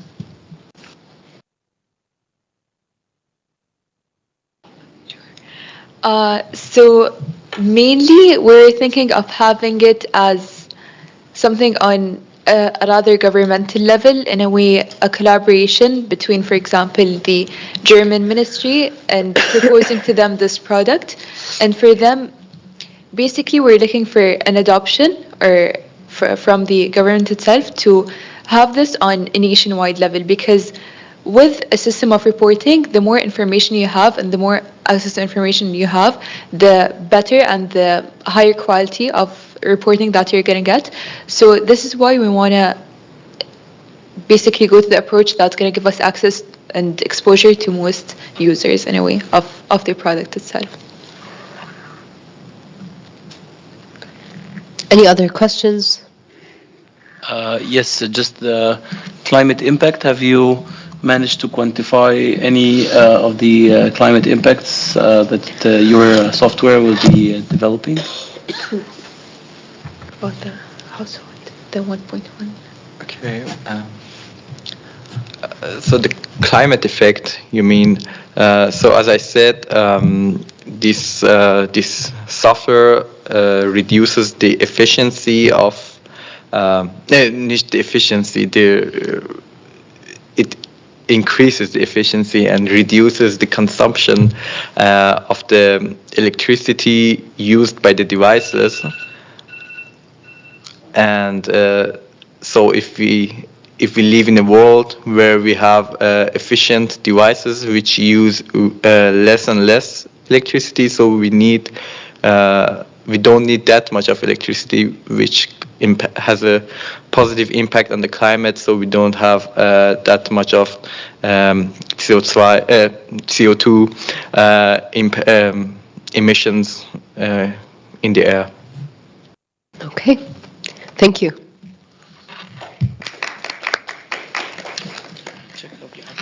Do we have any other groups? Do you want to present? Let's go.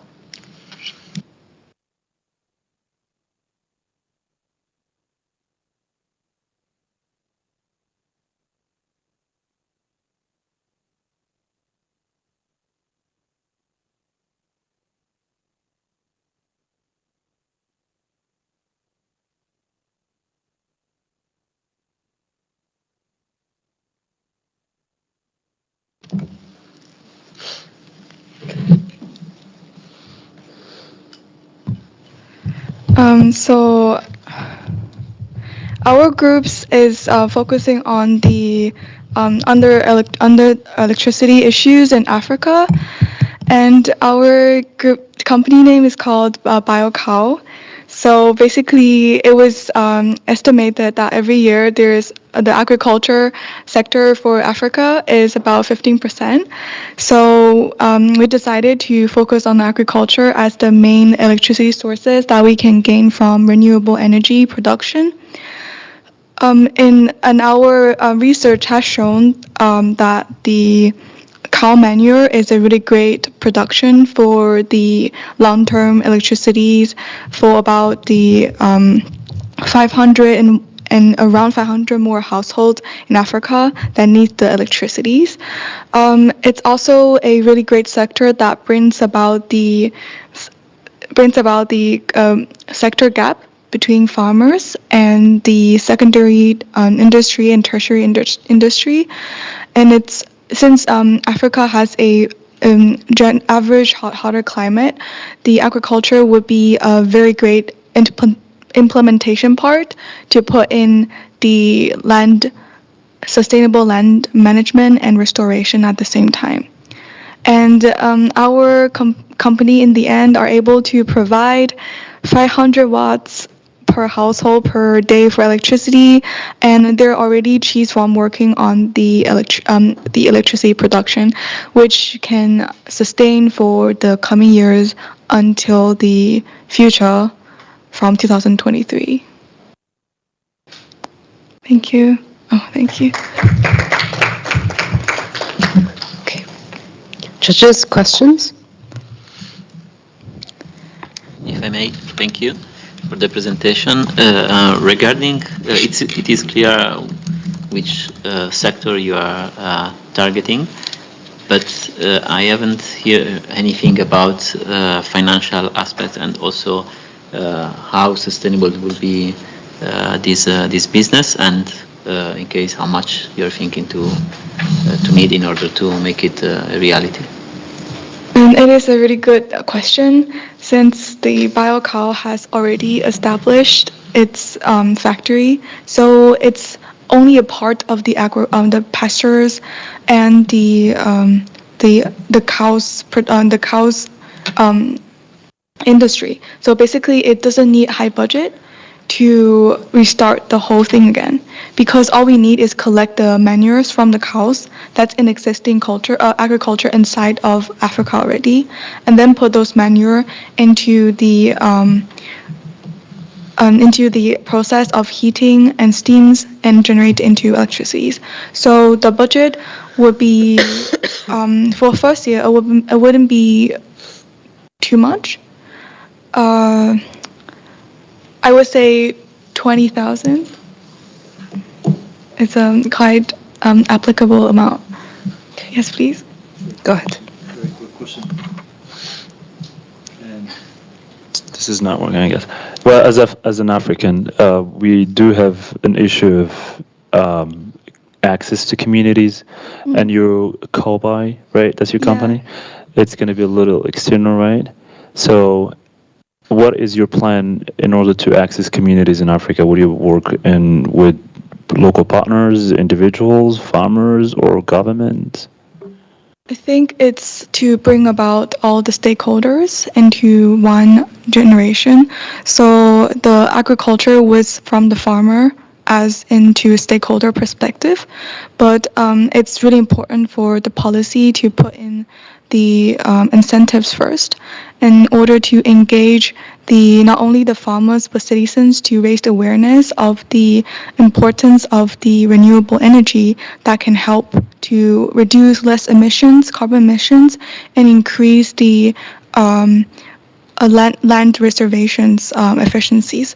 So I would say in order to bring about the attention or the goal of the whole progress is to raise awareness for the public in the first place, and then which have to be on top to bottom policy implementation.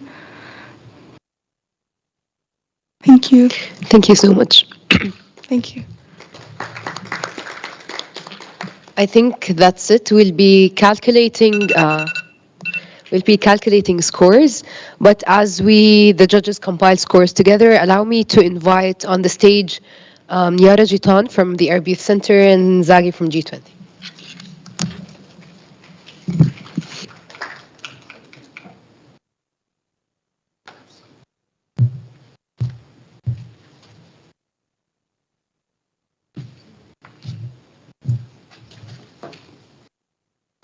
Hi. Firstly, I want to congratulate everyone on the efforts they have given today, and thank you so much for the energy you put. I know this was very intensive and very high level, but we really appreciate all the efforts you guys have put forward. Before we move on to the closing ceremony and announce the winners, we're just going to have a quick panel about youth advocacy. So youth advocacy and entrepreneurship are actually very closely linked. If you want to have or champion your own climate solutions and you want to have your own organization, having a set of skills with youth advocacy and having the resources through youth advocacy would really be helpful to get you going in that direction. So with me here, I'd like to introduce Zaji. Remind me of your last name. Berian. So Zaji Berian. Thank you.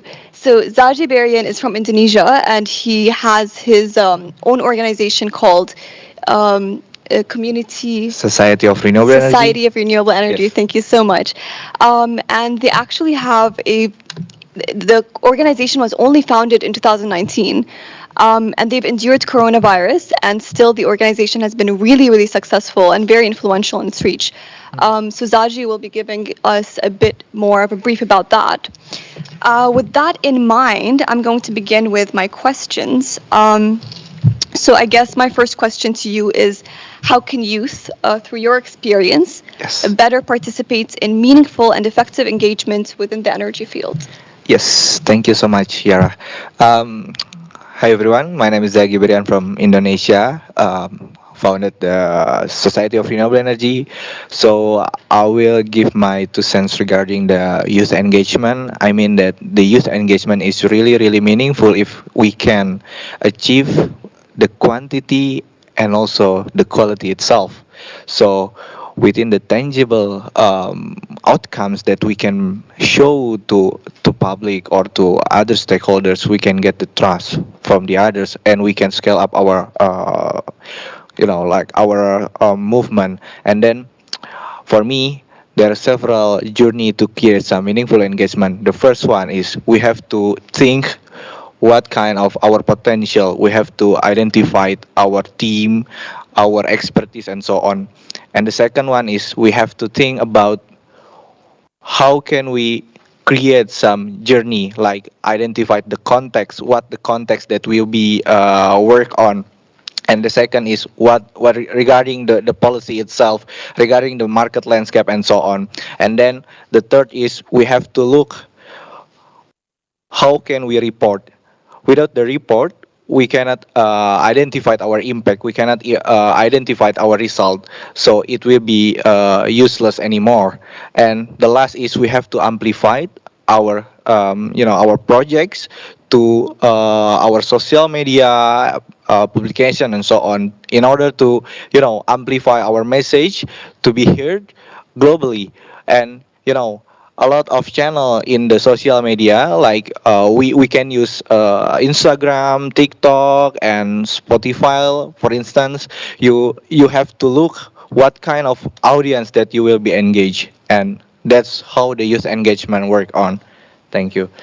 Thank you so much, Zaji. So I think if I want to sum it up, it's just research, right? So research about the opportunities, about the proper social platforms that you need to use as per the country, and yeah, places of improvement or development within that country or field. So my next question would be, could you tell us more about the Society of Renewable Energy and how youth advocacy comes to play within your organization? Yeah, thank you so much. So our organization is youth organization, especially youth between 16 until 28 years old. So we are established since 2019, before the pandemic, and at that time there's only small members, like 10 people in that group. And currently we are expanding to 43 student chapters. We got 4,000 members in a year, so you can imagine how big we are in Indonesia, especially. And actually, our organization, promotes some meaningful engagement, like 4 methodology. The first one, we have to create the awareness itself. without awareness we can gather some youth voices and so on. So other than that we cannot scale up our movement, and then we have to strengthen our knowledge. So basically in my country, a lack of capability, lack of facility to do some research and development program. So actually we standardize the curriculum, we promote the inclusivity of gender and social inclusion. Then when we achieve the knowledge, we have to showcase our youth. We have to showcase our potential job seeker. We have to do some matchmaking with other companies. We have to pull in the one job platform. So otherwise, we have to like creating some online platform to matchmaking between the employees and the job seeker itself. And the last is we have to think about the synthesis, because without the synthesis we cannot show our youth is very potential. Like a lot of youth that have tangible product that have to showcase, like creating some digital monitoring for itself, like waste management, community based and so on. And that's the journey of our organization. And in the beginning we only mobilize 1,000 US dollars, and then we are growing 100,000 US dollar, and currently we are mobilizing around 1 million US dollar to be able creating or enhancing youth movement, especially from Indonesia. We do some partnership with other colleagues globally. We engage, we talk to the high level one, we talk to our colleagues in that specific country to be able creating some bilateral partnership. And that's the way that our organization can growing so fast. And in the fact, between the during the pandemic in 2020, we held some online webinars. Within 1 week, we have 45,000 participants in that way. So it is amazing in Indonesia, because during the pandemic, all young generation is very pessimistic about the futures. But we bring regarding the energy transition at that time. No one, the current situation in that time is very unbeheard in terms of the energy transition itself. We promote with our webinars at that time, and basically that we are the journey of our organization itself. Thanks. Thank you so much. Honestly, these are such inspiring numbers, and it's really, really great to see. I think it's like also a win for all. It's a win for the employers and for the youth and for you. And I feel like you were truly like pioneers within the energy field. So I do want to ask you, for people who want to start their own organizations here, what success factors would you advise them to take on? Yeah, for me, we have to know that we are only young generation at that time, so we have to choose what kind of sectors that we want to engage, either the advocacy or the tangible product at that time. Like we, as our organization, we divide it into 3 pillars. The first one is advocacy or capacity building. We can creating some businesses during the capacity building, like creating some workshop and so on. And the one is the others is rural electrification, because in the rural electrification we can solve within the rural livelihood, and we can enhance the economic activities in rural area. And the hardest is the access to that location itself. So otherwise that can be solved by the youth. And then the third is we have to specific partnership with with the technology provider or some venture builder to be able growing our organization or our business model at that time. So basically, knowing our potential, it will be a good capital for us to speed up our initiative and widen our impact. That's the key. Thank you so much, Zaji. So I think throughout our discussion, what I've come to understand is like research is the most important factor. And I think you have a very thorough model into going about that and just checking the landscape and the areas of opportunity. And if anyone wants to like know more about Zaji or his organization or how he went about with the organization, feel free to approach him after this session. But just as a closing word, I do want to say that if we can have the presentation up. Oh, it is up. Perfect. So basically, we have a toolkit on youth advocacy that we are launching today. It's a very thorough toolkit that takes you step by step on how to become a youth advocate, how to capitalize on your resources and network and so on and so forth. So if you want, you can scan the QR code or you could just visit the climate.arabyouthcenter.org and you'll find the toolkit over there. And thank you so much for your time. I think we'll be moving on to the closing ceremony. Thank you. Thank you, Zaji. Yes, you're welcome. Thank you so much.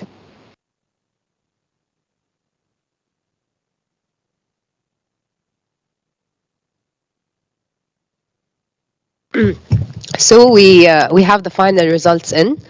I mean, you all did a great job, and the most important part is that you have learned something new today, and we hope that we have built some capacities as we're all in Youth for Capacity today. But it was, and this is not a competition. I know maybe we would not want to use this word, but this is just a recognition of how well what you've learned today was implemented in your pitch. So allow me to invite Ricardo on the stage with me before we announce.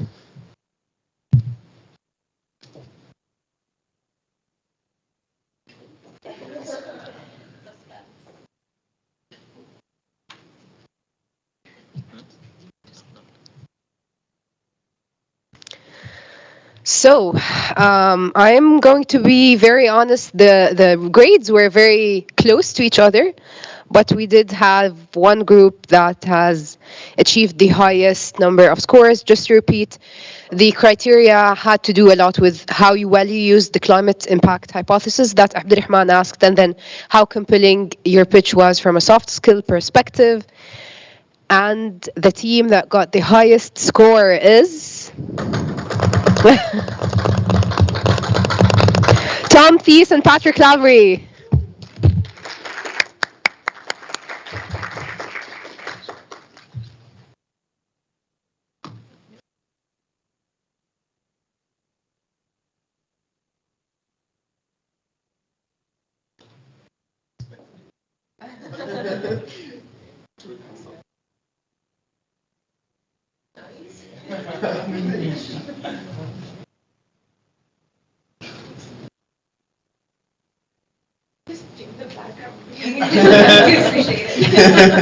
Just hold for a minute. I'm getting there.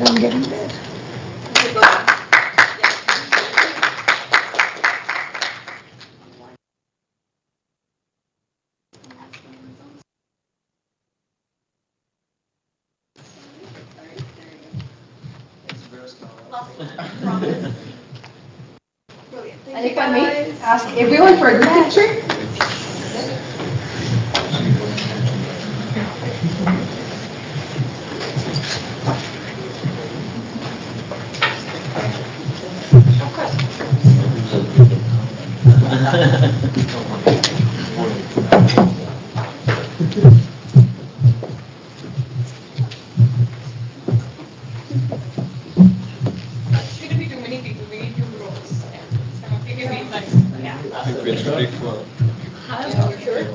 Probably. Should we go down? Let's go down.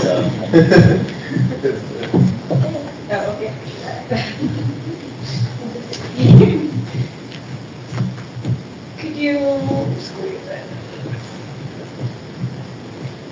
I guess not. But you're not joining?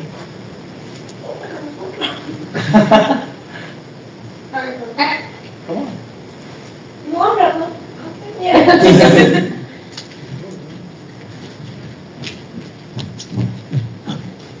Go up then. Just so that I can.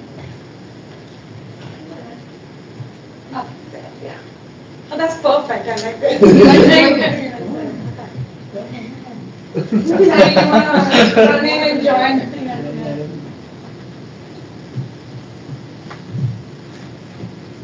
Big smile, everyone. Big smile. Genuine smile. That's right. Okay. Thanks.